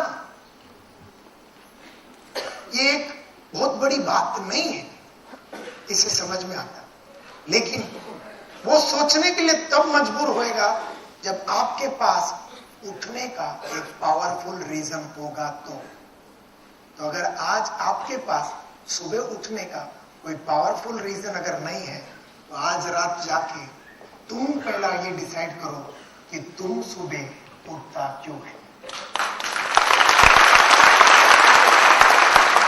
और एक बार वो तुम्हारा पक्का हो गया कि तुम्हारा उठना क्यों है,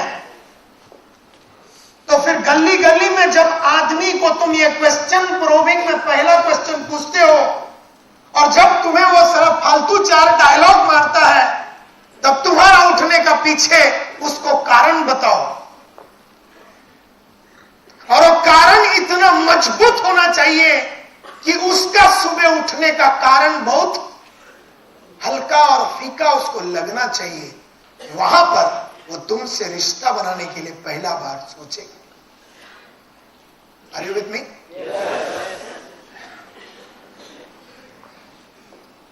क्योंकि अगर तुम भी उसके माफत ही रोज सुबह उठता है, बोले वो बोला मैं भी उठता हूं सुबह क्योंकि सुबह होती तो उठना ही पड़ता है, सर मेरा भी ऐसे ही, तो फिर तुमसे जुड़ने का उधर ही कार्यक्रम खलास हो गया। क्योंकि तुमसे जुड़ के मेरे लाइफ में उठने का सिलसिला तो बदलने वाला नहीं। तो please understand, and therefore you need to have a very powerful reason why you need to get up in the morning. बहुत पावरफुल रीजन होना चाहिए, बहुत ही पावरफुल रीजन। और एक 18-19 रीजन बनाने के बाद जो 4-5 आपको बहुत मस्त लगता है उसको उठाओ। आपने भी कभी नहीं सोचा रहेगा कि मैं क्यों उठता हूं करके। आज मैंने भी आपको सोचने के लिए मजबूर किया। इसी तरह से जैसा मैंने अभी आपको सोचने के लिए मजबूर किया, आप उसको सोचने के लिए जब मजबूर करेंगे तो गेम शुरू होगा। सेकेंड क्वेश्चन उसको पूछो, who are the most important people in this world. इस दुनिया में सबसे ज्यादा इंपॉर्टेंट आदमी लोग आपके जीवन में कौन है? मुझे बताइए मिस्टर शेट्टी कि who are the most important people in this world. आपकी जिंदगी में सबसे इंपॉर्टेंट लोग कौन है? निश्चित रूप में 90% लोग बोलते हैं मेरी बीवी, मेरे बच्चे, मेरा चर्च, मेरा नमाज, मेरा ये, मेरा वो, व्हाटएवर। तो उसको तैयार कर, उसकी बीवी, उसके बच्चे, उसकी माँ, उसके बाप के बारे में उसे याद दिला रहे। उस आदमी को जो 11 बजे कोई और मूड में बैठा हुआ है, तैयार कर रहे हैं उसको रिश्ते बनाने के लिए, रिश्ते जुड़वाने के लिए। Who are the most important people in this world? और जब वो बोलता है तुम्हें लिखना, एक एक शीट बना देना। Why do you get out of bed? तो वो जब बोलता है वो लिखना है। सेकेंड क्वेश्चन जब आप पूछते हो, वो जब बोलता है तो आपको लिखना है। क्यों लिखना है? क्यों लिखना है? क्यों लिखना है? वो बोल रहा तो आप सुन भी सकते ना, आप लिख क्यों रहे एक बाय एक पॉइंट? हाँ, because you are serious about what? His life. लिखने से आप ये साबित करते हैं कि तेरा बोला हुआ हर चीज को मैं लिख रहा हूं, क्योंकि लिखने से अपन उसको बता रहे हैं कि हम यहां टाइम पास नहीं करते। We are giving him that seriousness of the whole thing.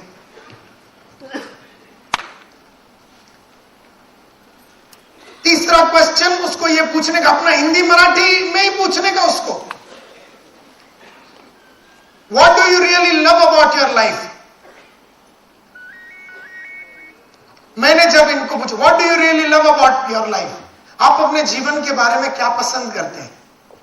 What do you love about your, किस चीज से आपको मोहब्बत है आपके जीवन की? आपके जीवन में किस चीज से आपको मोहब्बत है? What do you really love about your life. जब मैंने उनसे ये क्वेश्चन पूछा, बहुत ही हल्का फुल्का आंसर दिया उन्होंने। फिर मैंने तो जब वो जो आंसर देते ना, तब तो तुम्हें उनको अपने आंसर देने का, what do you really love about your life. और मैंने उसको कहा कि what I really love about my life, 21 साल हो गया मैं हिला नहीं। What I really love about my life is, मैंने अपने माँ बाप को वो सब दिया जो उनके माँ बाप ने उन्हें नहीं दिया। What I love about my life is, मैंने अपनी बीवी को वो दिया जो वो किसी और से शादी करती तो उसको नहीं मिलता। What I love about my life कि मैंने अपने बच्चों को वो दिया जो बहुत सारे बच्चों को उनके माँ बाप नहीं दे पाते। What I really love about my life कि इन 40 सालों में मैंने अपने एंथुजियाज्म को हाई रखा। What I really love about my life इस पिछले 21 सालों में लगातार मैं एक जीतता रहा, जिंदगी भर में सक्सेसफुल रहा और जिंदगी भर में आगे बढ़ता रहा।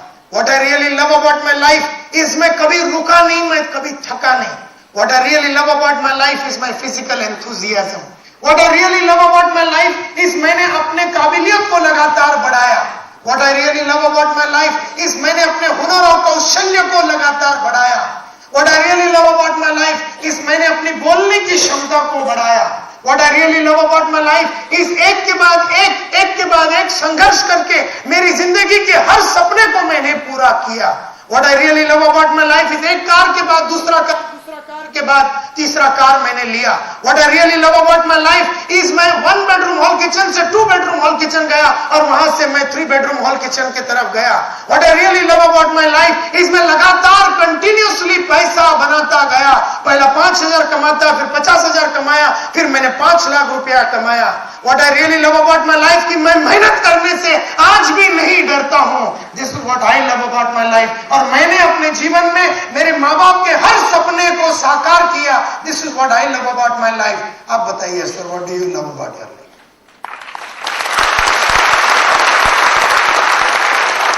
So, आपके पास एक पावरफुल रीजन होना चाहिए उसको देने के लिए, और जब वो बोलता है लिखो, उसके बाद आप अपनी कहानी पेश करो।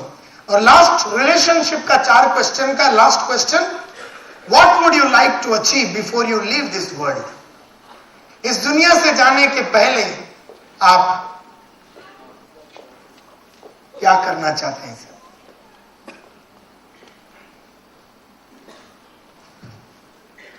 What do you want to do before you leave this world? इस दुनिया से जाने के पहले आप क्या करना चाहते हैं?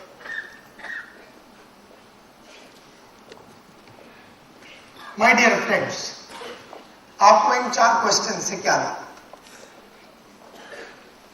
आपको क्या एहसास हुआ?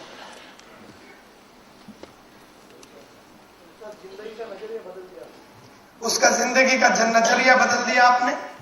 ओके, यस, वो अपने आप में पूरी तरह और हम उसके साथ पूरी तरह से इन्वॉल्व हो गए। उसको सेल्फ एनालिसिस करने पे आपने मजबूर कर दिया कि उसका जीवन का रहने के पीछे कारण क्या है, वो जिंदा क्यों है, वो उठता क्यों है, उसे क्या करना है इस दुनिया से जाने के पहले उसे याद दिलाया गया। उसके सपनों को जो शायद किसी एक जमाने में उसने सोचा था, जो अभी उसने दबा दिया, मार डाला, क्योंकि जिंदगी की तकलीफों ने, जमाने की मार, जिंदगी की ठोकर ने, लाइफ के तकलीफों ने, उसकी एक छोटी सी लाइफ, वो किधर चाल में रहता था, किधर उस लफड़े में वो मिल में काम करता था, उसके मिल के दोस्तों ने सब मिल के उसकी जो जिंदगी के जो सपने थे, जो जवानी के दिनों में उसने अगर देखे भी थे, वो सब खलासा हो गए। हमने उसे जीने का एक नया कारण दिया। जब आपके पास और जब उसके पास जीने का एक नया कारण होता है, तभी आदमी कुछ नया करने के बारे में सोचता है। कारण के बिना तो कुछ कर ही नहीं सकता। जस्ट बिकॉज आप उसके घर में गए, उसका आपके साथ जुड़ना जरूरी नहीं है। जस्ट बिकॉज मैं आपके घर में आता हूं बेचने के लिए वैक्यूम क्लीनर, आपका खरीदना जरूरी नहीं है। जस्ट बिकॉज मैं आपकी जिंदगी में आता हूं ट्रेनिंग देने के लिए, आपको मेरी ट्रेनिंग लेना जरूरी नहीं है। लेकिन जब आपको कारण मिल जाता है अपनी जिंदगी में, और उस कारण के लिए मेरी ट्रेनिंग की आवश्यकता नजर जब आती है, तभी ट्रेनिंग आपके लिए आवश्यक हो जाती है। अदरवाइज आपकी जिंदगी में ट्रेनिंग का कोई महत्व ही नहीं है। आप लोग बोर तो नहीं हो रहे ना? सो ये 4 क्वेश्चन पूछने से वो अटेंशन से बैठा हुआ आदमी को हमने अब सोचने के लिए मजबूर कर दिया। नॉट ओनली सोचने के लिए, रिश्ता बनाने के लिए। हमसे रिश्ता बना, क्योंकि मेरा उठने का कारण तेरा उठने का कारण से कहीं बड़ा है। मुझे लाइफ में क्या क्या करना है वो बता दिया। मैंने क्या क्या किया और मुझे मेरी जिंदगी के बारे में क्या क्या चीजें पसंद है वो मैंने बताया, तो उसे महसूस कराना है कि तुझे भी बहुत सारी चीजें करना बाकी है। स्टार्टिंग के दिनों में, आने वाले 2-3 महीनों में जब आप ये करते होंगे तो आपको थोड़ा हिचकिचाहट होगा, थोड़ी आपको भी नकलीपन लगेगी, क्योंकि आपका भी उठने का कारण वही था जो उसका था। तो आपको थोड़ा एक अचरज लगेगा कि कैसा मैं बात कर रहा हूं, कि मजा नहीं आ रहा, क्योंकि सचमुच में मेरा उठने का कारण ये तो पहला कभी था ही नहीं। कोई बात नहीं, हमें इस नकलीपन के दौर से भी गुजरना पड़ेगा और हमें उसे एहसास दिलाना। जैसे आज मैं इन चारों क्वेश्चन के बारे में जब बात करता हूं तो आदमी लोग हिल जाते हैं, क्योंकि ये मेरा सचमुच में उठने का कारण था। और मुझे मेरे को जब लोग पूछते हैं what do you want to achieve before you leave this world, तो लोग 4-5 डायलॉग मारते हैं। मैं बोलता हूं before I go away from this world I want to create the biggest training company in the world. Before I want to go away from this world, 2020 में bye 2020 smart consultancy services जो मेरी company है वो India और world की सबसे बड़ी confidence supply company में बनाना चाहता हूं। Before I go away from this world 30 locations में इंडिया में मैं अपने सेंटर्स को चालू करना चाहता हूं। Before I go away from this world smart sales club बोल के क्लब, सेल्समैन लोग के लिए एक बहुत बढ़िया क्लब मैं चालू करना चाहता हूं। Before I go away from this world smart foundation बोल के अंडर प्रिविलेज चिल्ड्रन जिनके माँ बाप नहीं है उनके लिए मैं एक संस्था बनाना चाहता हूं। Before I go away from this world मैं इतना पैसा अपने घर में डाल के जाना चाहता हूं कि 100 साल तक मेरे मरने के बाद मेरा फैमिली का एक भी मेंबर को कभी काम न करना पड़े, ऐसा मैं उनको पैसा देके जाना चाहता हूं। बिफोर आई गो अवे, ऐसा मैं 4, 5, 6 डायलॉग मारता, आगे वाला सर हिल जाता है। और ये डायलॉग के लिए नहीं मारता हूं, तुम देखोगे मेरे मरने के पहले मैं ये सब करके ही जाऊंगा और मैं इसका कार्यक्रम करने को भी चालू कर दिया। और मैं ऐसा ही था और ऐसे ही मैंने अपना कार्यक्रम किया है। एंड देयरफॉर मेरा जीने के पीछे एक बहुत बड़ा कारण है जो मुझसे बड़ा है। मैं सुबह उठ के इसलिए नहीं उठता हूं ताकि मैं अपने आप को मोटिवेट करूं और अपने बीवी बच्चों का रोटी पानी का बंदोबस्त करूं। मैं सुबह इसलिए उठता हूं कि बहुत सारे लोगों को जीवन बनाना है और वो जीवन बनाने के लिए उन्हें संघर्ष करने की प्रोत्साहन देना है। उस मिशन से मैं सुबह उठता हूं। That is the crux. तो मेरा सुबह उठने का रीजन मुझसे बड़ा है, मुझसे बड़ा है। मेरा जीने का और मेरे मरने के पहले करने का कार्यक्रम मुझसे बड़ा है। जब आपका इस तरह का एक जिंदगी बन जाती है, जब आप इस तरह से जब सोचते हैं, तभी आप दूसरों के जीवन में इन्फ्लुएंस कर सकेंगे, तभी आप दूसरों के जीवन में प्रभाव ला सकोगे, तभी आप दूसरों के जीवन में परिवर्तन ला पाओगे, तभी आप दूसरों के जीवन में सोचने के लिए, उन्हें सोचने के लिए आप मजबूर तब कर सकोगे जब आपका जीवन का कारण आपसे बड़ा होगा। तब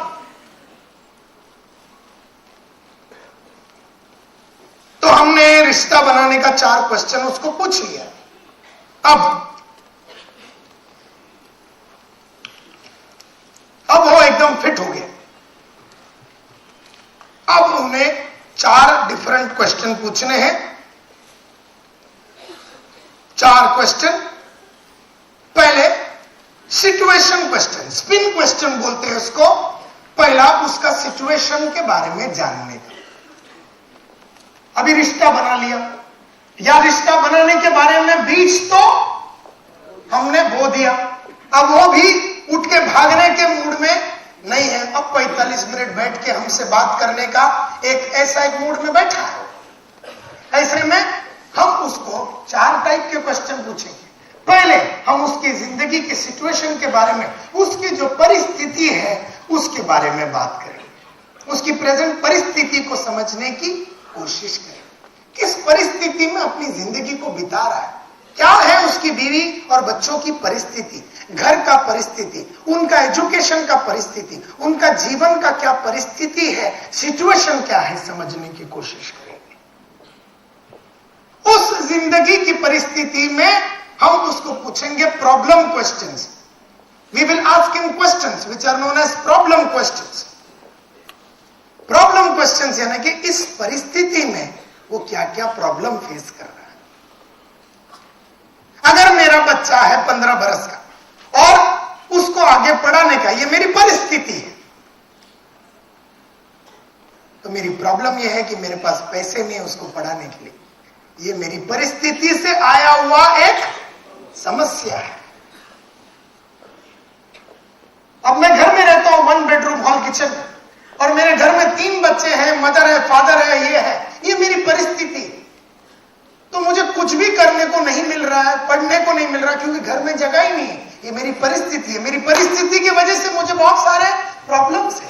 इस प्रॉब्लम्स का एहसास दिलाना, उसकी समस्याओं का एहसास दिलाना, उसकी परिस्थिति का एहसास दिलाना, उस परिस्थिति में आने वाले या अभी जो प्रॉब्लम चल रहे उसका एहसास दिलाना,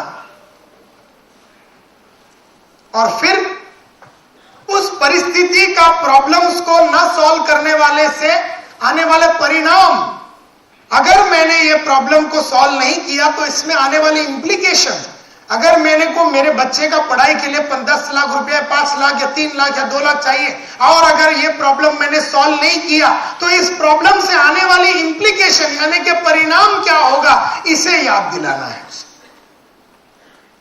और फिर अगर आपने इन प्रॉब्लम्स को आज सॉल्व करने के लिए फ्री इंडिया के साथ जुड़े और मेहनत का एक नया सिलसिला अगर आपने शुरू किया, तो इस से आपको क्या नीड पे ऑफ होगा, उस समाधान का मूल्य उसे बताना पड़ेगा. तो चलते हैं उस दुनिया में जहां पर हम उसकी सिचुएशन को समझने की कोशिश करते हैं. Situation questions. सिचुएशन क्वेश्चंस यानी कि finding out facts about the prospects existing situation, उसकी प्रेजेंट सिचुएशंस के बारे में जानकारी लेना, उसकी परिस्थिति के बारे में जानकारी लेना. सो हम एक क्वेश्चन पूछ सकते हैं. फॉर एग्जाम्पल, मैं एक एग्जाम्पल दे रहा हूं, ऐसे हजारों एग्जाम्पल है, लेकिन मेरे को ये 2, 2.5, 3 घंटे में ये सब करना होगा नहीं, तो एक एग्जाम्पल लेता हूं और आप देखेंगे उसमें मैं सिचुएशन क्वेश्चन कैसे पूछता हूं. ये सब प्रैक्टिस से आएगा. देखो आज खाली इधर आके बैठ गए, इधर ताली बजाया, तो ये सब आने वाली नहीं है. इसमें भी बहुत क्या करना पड़ेगा, संघर्ष करना पड़ेगा. मेरे को ये सब समझने के लिए बहुत संघर्ष करना पड़ेगा. मेरे को करना पड़ा बोल के मैंने वो संघर्ष किया, वो फिजिकल संघर्ष जो पेन है मैंने वो लिया बोल के मुझे ये सब समझ में आती है. जैसे हम बोलते हैं, how many children do you have, आपके कितने बच्चे, इसकी सिचुएशन को समझ रहे. नायर साहब आपके कितने बच्चे हैं, तो वो बोलता है मेरे 2 बच्चे हैं. क्या उम्र है उनका, तो बोलता है मेरा लड़का का उम्र है 15 और लड़की का उम्र है 12. ठीक है, तो बता दिया उसने. What is your dream for your son, आपके बच्चे के बारे में, आपका जो लड़का है, इस लड़के के बारे में आपके क्या सपने हैं. तो जनरली आदमी क्या बोलता है, काय एक सपना काय नाही, कधी त्याच्याबद्दल विचारत नाही केलं मी, छोड़ने का नहीं. बोले what is your dream for your son, बोलता मैंने कभी सोचा ही नहीं. बोले कोई बात नहीं, ये बताइए सर उसे क्या बनाना चाहेंगे आप, इसे क्या बनाना, ये 15 बरस का जो आपका लड़का है जो अभी कॉलेज में पढ़ता है, इसे आप क्या बनाना चाहेंगे. तो बोलता है सच बोलूं मैंने कभी नहीं सोचा संतोष इसके बारे में. बोले कोई बात नहीं, ये बताइए सर अगर उसे 1 घंटा मिल जाता है, अगर उसे 1 घंटा मिल जाता है तो ज्यादातर कौन से कामों में वो ज्यादा दिलचस्पी दिखाता है. अगर उसको 1 घंटा देवे, बोले बेटे को बोलता है जा राहुल खेल या जो करना है, तो वो कौन सा दिलचस्पी दिखाता है. तो कोई ये बोल सकता है हाँ उसको मेरे को है ना, उसको 1 घंटा मिल जाए तो ड्राइंग बीइंग करने को चालू कर देता है। फिर वो ड्राइंग के हिसाब से ब्लॉक बनाता है, पहले ड्राइंग बनाता है, फिर वो ड्राइंग के हिसाब से ब्लॉक्स बनाता है और कार्डबोर्ड से वो ऐसा सब डिजाइन करता है। तो हम उसको अगला क्वेश्चन पूछेंगे, ये कौन सी प्रोफेशन की तरफ इसका एक झुकाव चल रहा है नायर साहब? कौन से प्रोफेशन की तरफ इसका एक झुकाव चल रहा है? तो जनरली आदमी क्या बोलेगा? क्या बोलेगा? आर्किटेक्ट बन, करेक्ट। तो बोलेगा कि मेरे को लगता है कि उसको एक आर्किटेक्ट बनने का है।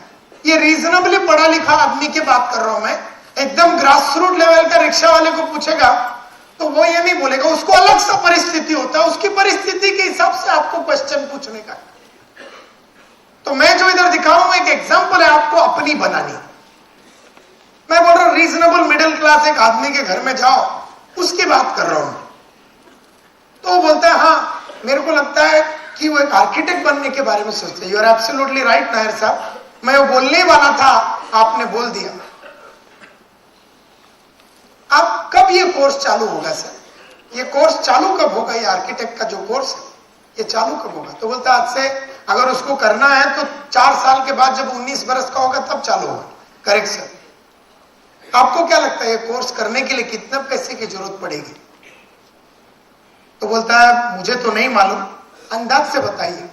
तो बोलेगा 1 लाख, 2 लाख, 3 लाख।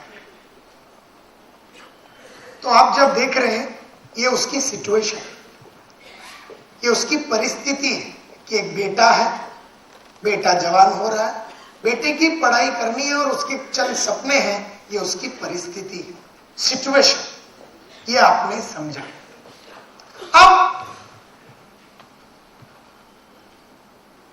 आते हैं प्रॉब्लम क्वेश्चन की तरफ। परिस्थिति के बाद आपको समझना है इस परिस्थिति में उसे क्या प्रॉब्लम है। तो हम बोलते हैं asking about problems, difficulties or dissatisfaction that the buyer is experiencing with the existing situation. उसकी प्रॉब्लम्स क्या है इस सिचुएशन? फॉर एग्जाम्पल हम उसको बोलते हैं सर इस एजुकेशन के लिए आपने क्या प्रोविजन किया? आप बोल रहे हैं कि 3 लाख रुपए की जरूरत पड़ेगी। किसी की बेटी होती है तो उसकी शादी की बात होती है तो वो लेवल पे आप उसकी परिस्थिति को समझ, अगर बेटी अगर 15 बरस की है तो आप उसको बोल सकते हैं कि इसकी शादी कब होने वाली है, तो उसकी बोले हमारे में तो 19-20 में तो हो जाता है। तो वो परिस्थिति बना के उस परिस्थिति के बारे में क्वेश्चन पूछने। जनरली शादी में कितना खर्चा होता है? ये सिर्फ बोलता है हमारे शादी में तो 3-3.5 लाख तो खर्चा है। ये परिस्थिति समझने के बाद उसको उस परिस्थिति से आने वाली प्रॉब्लम वो पूछने का। तो फिर ये 3.5 लाख का आपने क्या बंदोबस्त किया?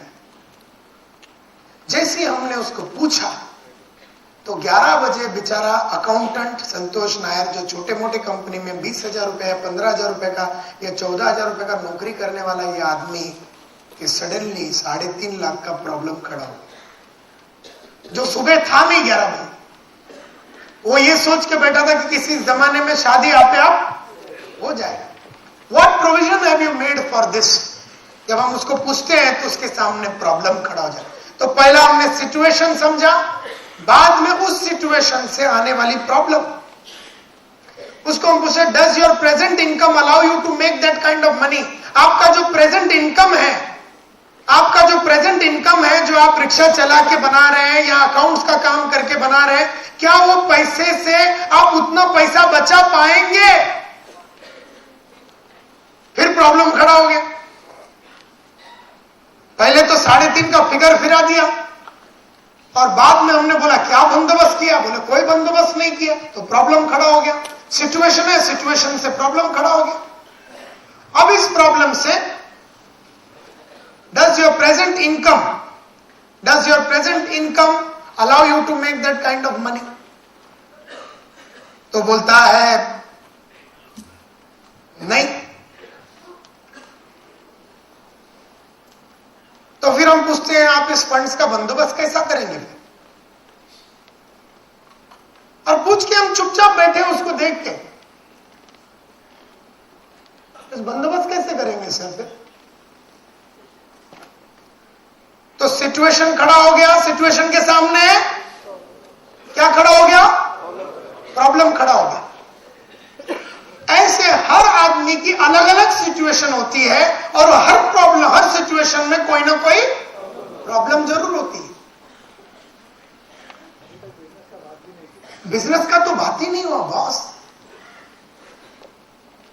कहां FIC, क्या बाइनरी प्लान, ये प्लान, BAB, डिस्ट्रीब्यूटर 500, 1000, नीचे ऐसा, ये एंगल फिंगल।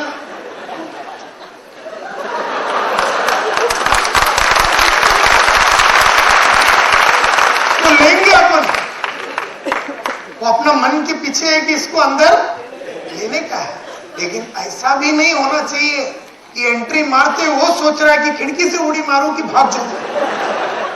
अपन उसको अंदर ले रहे हैं, अपनी तरफ खींच रहे हैं उसको। इसको बोलते हैं पुलिंग पावर। पुलिंग पावर बोलते हैं इसको।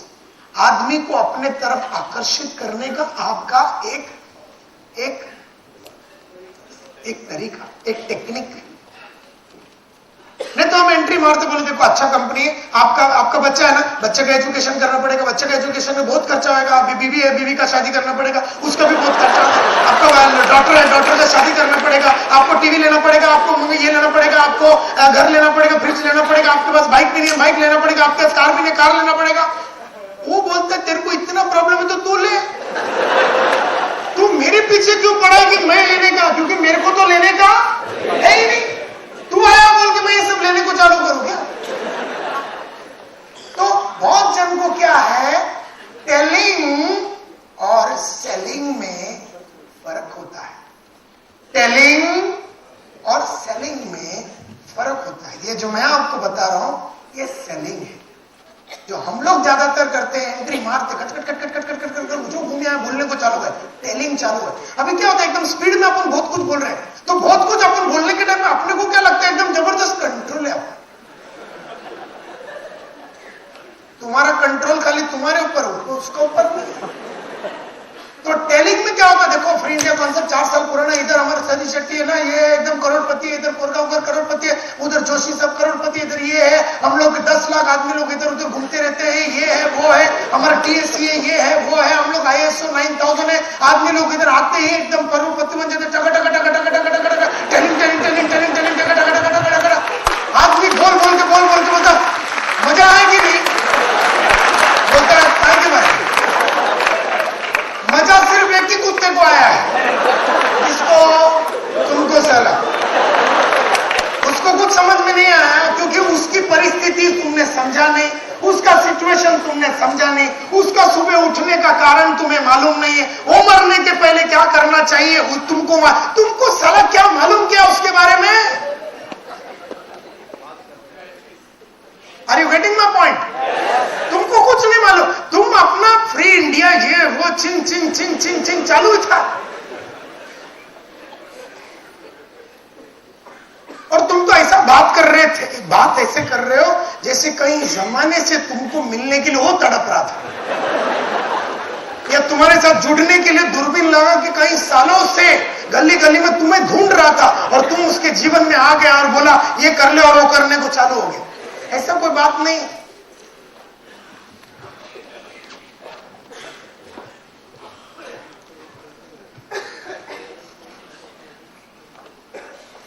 अब हम बोलते हैं implication question.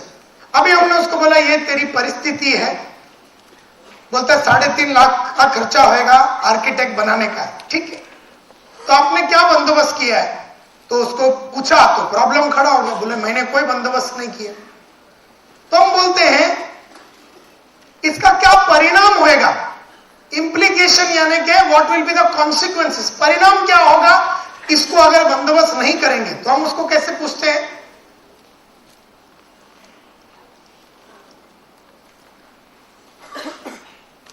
What will happen if you do not provide for your son? अगर आप अपना लड़के का ये आर्किटेक्ट के लिए जो आप बता रहे थे कि आप उसको आर्किटेक्ट बनाना चाहते हैं, उससे बुलवाया था अपन ने नहीं बोला अपन बोलेगा तो फीस का पैसा अपने को देना पड़ेगा।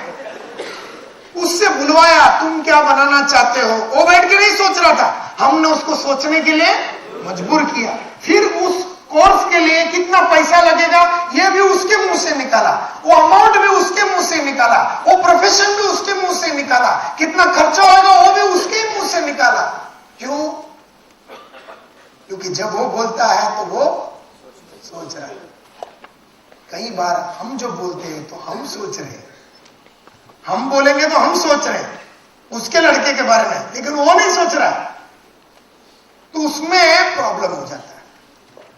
What will happen? Implication, यानी कि इसकी ये अगर परिस्थिति है और अगर इस परिस्थिति में ये प्रॉब्लम है, समस्या है, और इस समस्या को ना सुलझाने से क्या परिणाम होगा ये हम पूछ रहे हैं।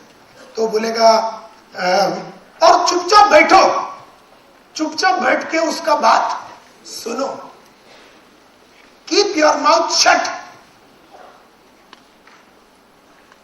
सबसे मेन प्रॉब्लम एफआईसी वालों का क्या है? बात करने का बहुत शौक है, और अपनी आवाज से साले लोगों को इतनी मोहब्बत हो गई है कि कोई दूसरे का लाइफ, उसका कुछ समझने का ही नहीं, अपने को खाली समझाने का है। Are you getting my point? So this is the problem. जो लोग जुड़ते नहीं है तुम्हारे साथ, आज जो तुम्हारा संघर्ष के बावजूद भी लोग अगर जुड़ नहीं रहे हैं और नंबर नहीं आ रहे हैं, तो इसलिए क्योंकि तुम्हें उनकी पड़ी नहीं, तुम्हें सिर्फ अपनी पड़ी है। तुम ये देख रहे कि तुम्हारा रोकड़ा पानी गिर रहा है बोल के तुम मर मर के दूसरे को दबाने के चक्कर में।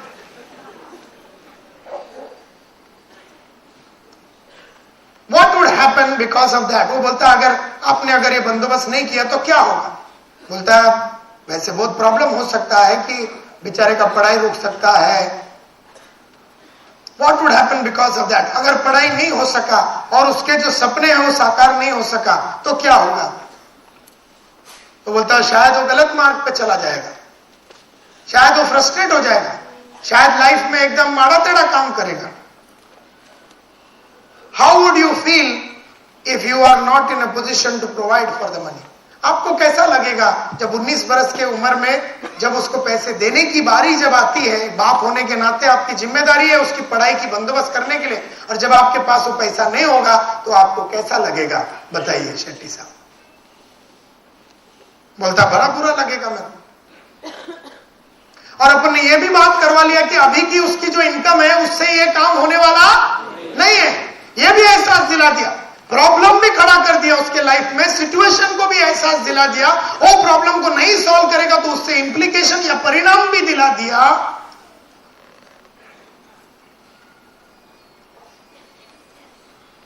अब हम उसको बोलते हैं, पहला हमने क्या पूछा? सिचुएशन यानी परिस्थिति, फिर हमने पूछा प्रॉब्लम, उस परिस्थिति समस्या, फिर हमने उसको इंप्लीकेशन यानी कि परिणाम क्या होगा इस प्रॉब्लम को ना सॉल्व करेंगे।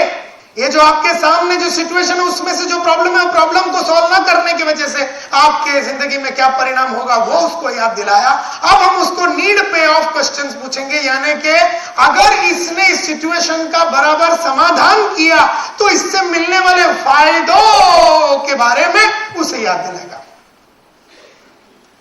तो हम उसको समाधान का मूल्य, उस प्रॉब्लम को सॉल्व करने से मिलने वाला समाधान और उसके जो मूल्य है उसके बारे में हम बात करेंगे। अब चौथा question, example, what benefit will you enjoy if you solve your son's education problem from today itself? अगर आप अपने बच्चों का एजुकेशन का प्रॉब्लम, या आप अपनी बेटी का शादी का प्रॉब्लम, या आप अपने बड़ा घर लेने का जो प्रॉब्लम है, अगर आज से ही अगर आप उसके ऊपर काम कर देते हैं, चालू कर देते हैं, किसी न किसी तरह से कुछ ना कुछ काम करके अगर इन प्रॉब्लम्स को एक एक करके आज से अगर आप सॉल्व करने को चालू करते हैं, और उसके लिए जो पैसा लगता है वो बनाने को आज से ही अगर आप चालू कर देते, तो इससे आपको क्या बेनिफिट्स, क्या फायदे मिलेंगे ये बताइए।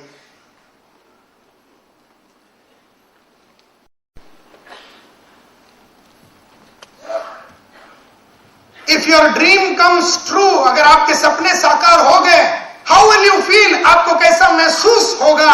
What will happen to you and your family, आप और आपके फैमिली में, आपका लड़का इंजीनियरिंग हो गया, आपका लड़का आर्किटेक्ट बन गया, आपकी लड़की की शादी हो गई, आपके फैमिली में और आपको किस तरह का महसूस होगा, किस तरह का फीलिंग होगा, कुछ बताइए।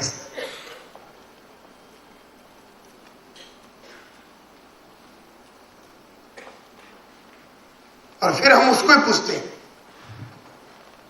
What do you think should be done, क्या करना चाहिए? कामले साहब क्या करना चाहिए, ऐसे हम उसको पूछते हैं। आपका ये सब प्रॉब्लम सिचुएशन ये तो है, क्या करना चाहिए?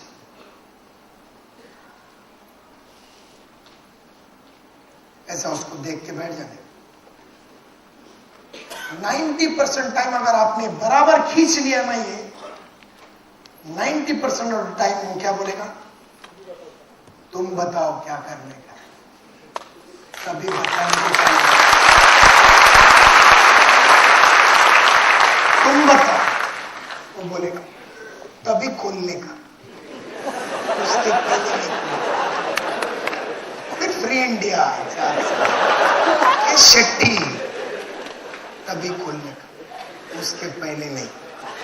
उसके पहले तुम अगर करोगे उसका कोई फायदा नहीं। तुम साला संघर्ष करके खाली हाथ जाएगा। संघर्ष मत करो, मत करो, मत करो। तो जब वो बोलेगा आप बताओ क्या करना चाहिए, शेट्टी साहब आप बताओ,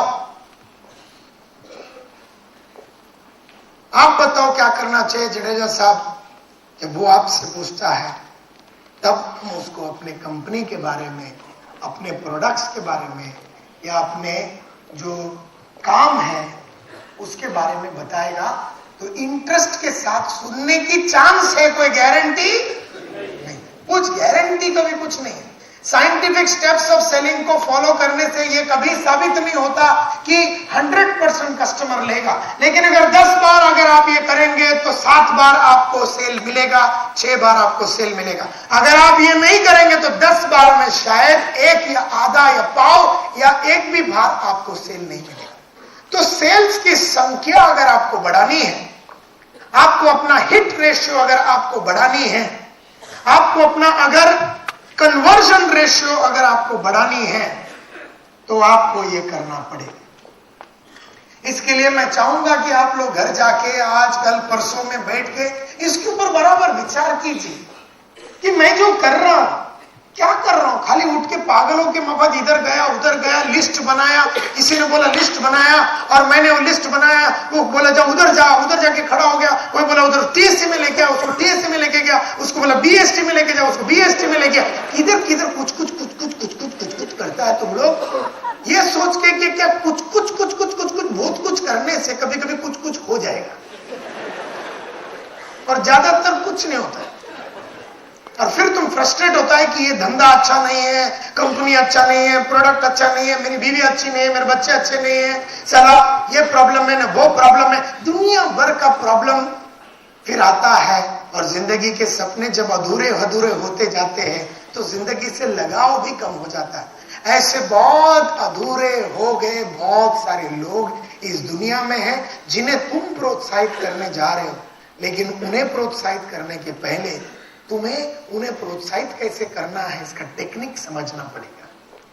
अंधाधुंध किसको भी जाके कुछ भी बोलने से काम नहीं चलेगा। और अगर अंधाधुंध जाके कुछ भी बोलने से लोग अगर जुड़ भी जाते हैं तो लंबा टाइम तक वो लोग काम नहीं करते। 2-4 दिन अपना टॉक भी देने के बाद यस सर जालूनच टाकतो मी साला जळगावला,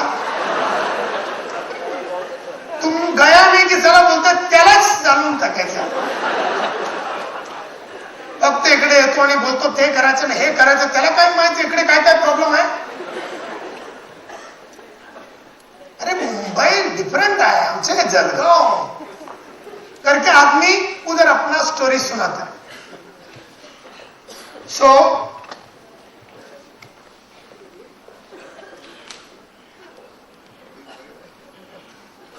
That's why I was just thinking what is to be done.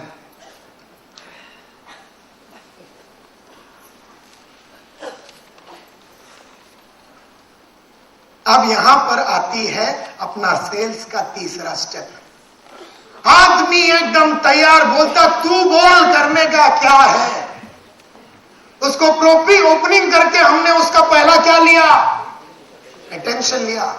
रिश्ते के क्वेश्चन पूछ के हमने उसके अंदर इंटरेस्ट पैदा किया, प्रोबिंग करके हमने उसके अंदर इंटरेस्ट को पैदा किया। तो पहला हमने ओपनिंग करके अटेंशन लिया, प्रोबिंग करके हमने उसके अंदर इंटरेस्ट को पैदा किया। और प्रोबिंग भी पहला उसका SPIN, situation, problem, implication, need, पे ऑफ। परिस्थिति क्या है, समस्या क्या है, समस्या को सॉल्व नहीं करेगा तो परिणाम क्या होगा, और इसे सॉल्व करोगे तो उससे क्या फायदे और मस्ती आपके लाइफ में होगी। ये पूरा उसकी परिस्थिति को समझ के, उसको समझा के, अपन ने जब उसको तैयार करके पूछा तो अभी करना क्या है, तो वो बोलता आप बताओ, तो हम चालू करेंगे अपने कंपनी के बारे में, प्रोडक्ट्स के बारे में और अपने हर चीज के बारे में बताने को हम शुरू करेंगे। इन आवर कंपनी, तो कंपनी के बारे में हम उसको बताएंगे, प्रोडक्ट्स के बारे में हम उससे बताएंगे, सर्विसेज के बारे में हम उससे बताएंगे।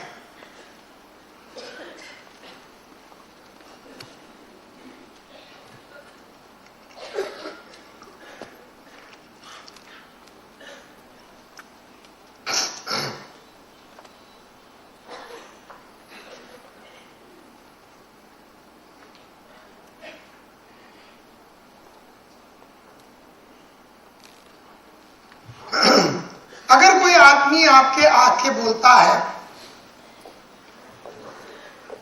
प्रोडक्ट के बारे में भी बात जब करते हैं तो हमें किस तरह से बात करना है।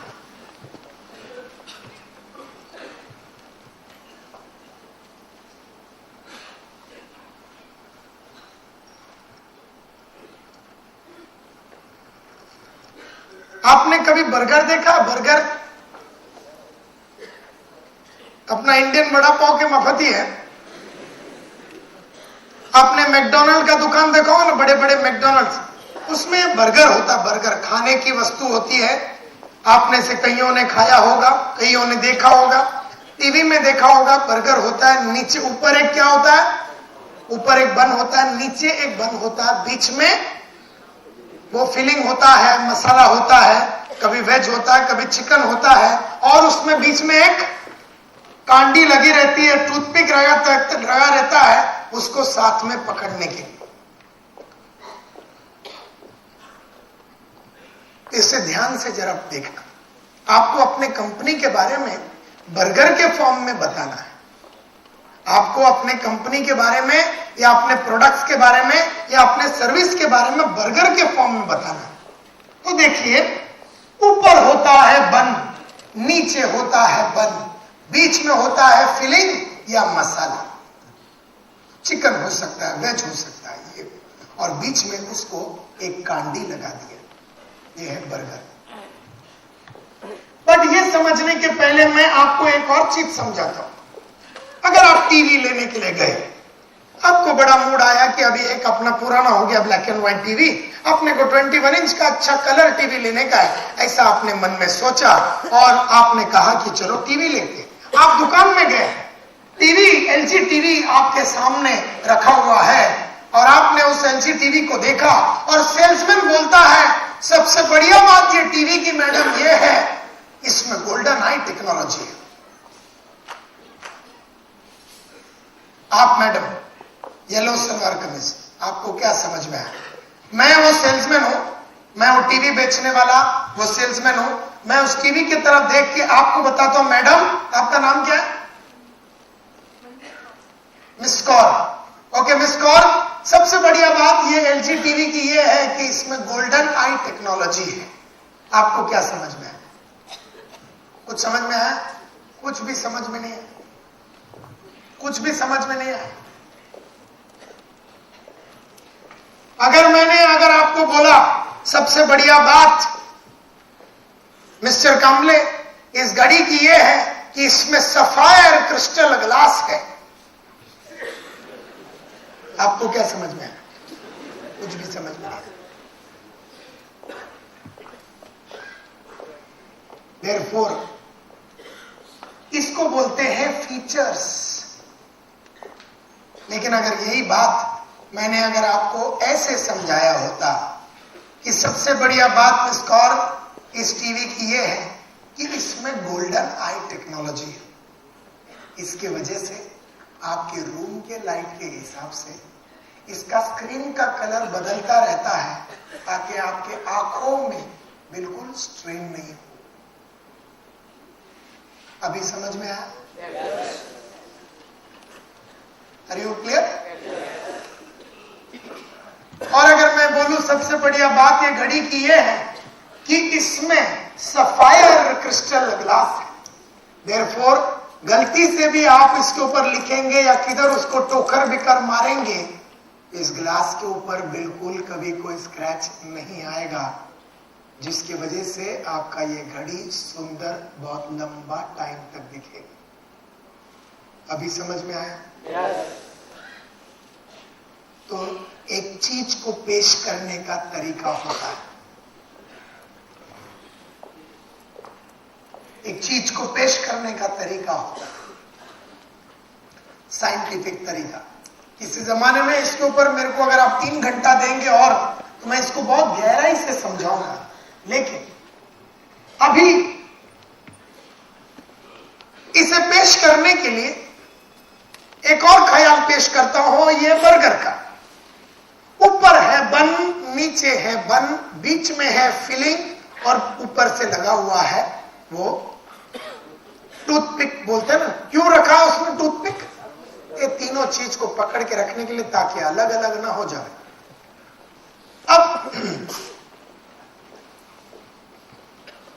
अब जब आप इस बर्गर को लेते हैं और समझो आपने इसे खाने के एकदम उसको आपने वो दुकान में गए मैकडोनल्ड में और आपने उसको बोला मेरे को एकदम बढ़िया सा स्पाइसी लच्छेदार बर्गर देना, और उसने एक बर्गर आपको दे दिया और आपने हाथ में पकड़ा है और आपने मुंह में डाला है और आपका दांत ऊपर का बन में से आधा वहां से आपका दांत यहां तक बीच में आ चुका है और आपका नीचे का दांत यहां तक आ चुका है। क्या आप बर्गर को एंजॉय कर रहे हैं? Not at all. क्यों नहीं एंजॉय कर रहे हैं? क्योंकि बीच का मसाला अभी आपके जुबान को लगी नहीं है। थोड़े ही सेकंडों के बाद आपने उसको बाइट मारा और आपने मुंह में अंदर ले लिया उसको, और वो फीलिंग और उसका मसाला और उसका जो लच्छेदारनेस है वो सब आपके मुंह में आने की वजह से आपको टेस्ट आने को चालू हो गया। यस और नो? करेक्ट। अभी ध्यान से सुनो।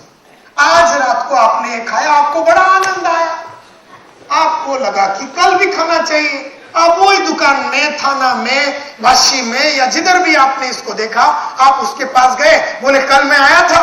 बोले हाँ सर आप आए थे। यस मैडम आप आए थे। कल के माफत एकदम बढ़िया सा वेज बर्गर एकदम स्पाइसी एकदम फर्स्ट क्लास मेरे को बना के दो। तो बोले कोई बात नहीं सर। और वो तुम्हें वो लाता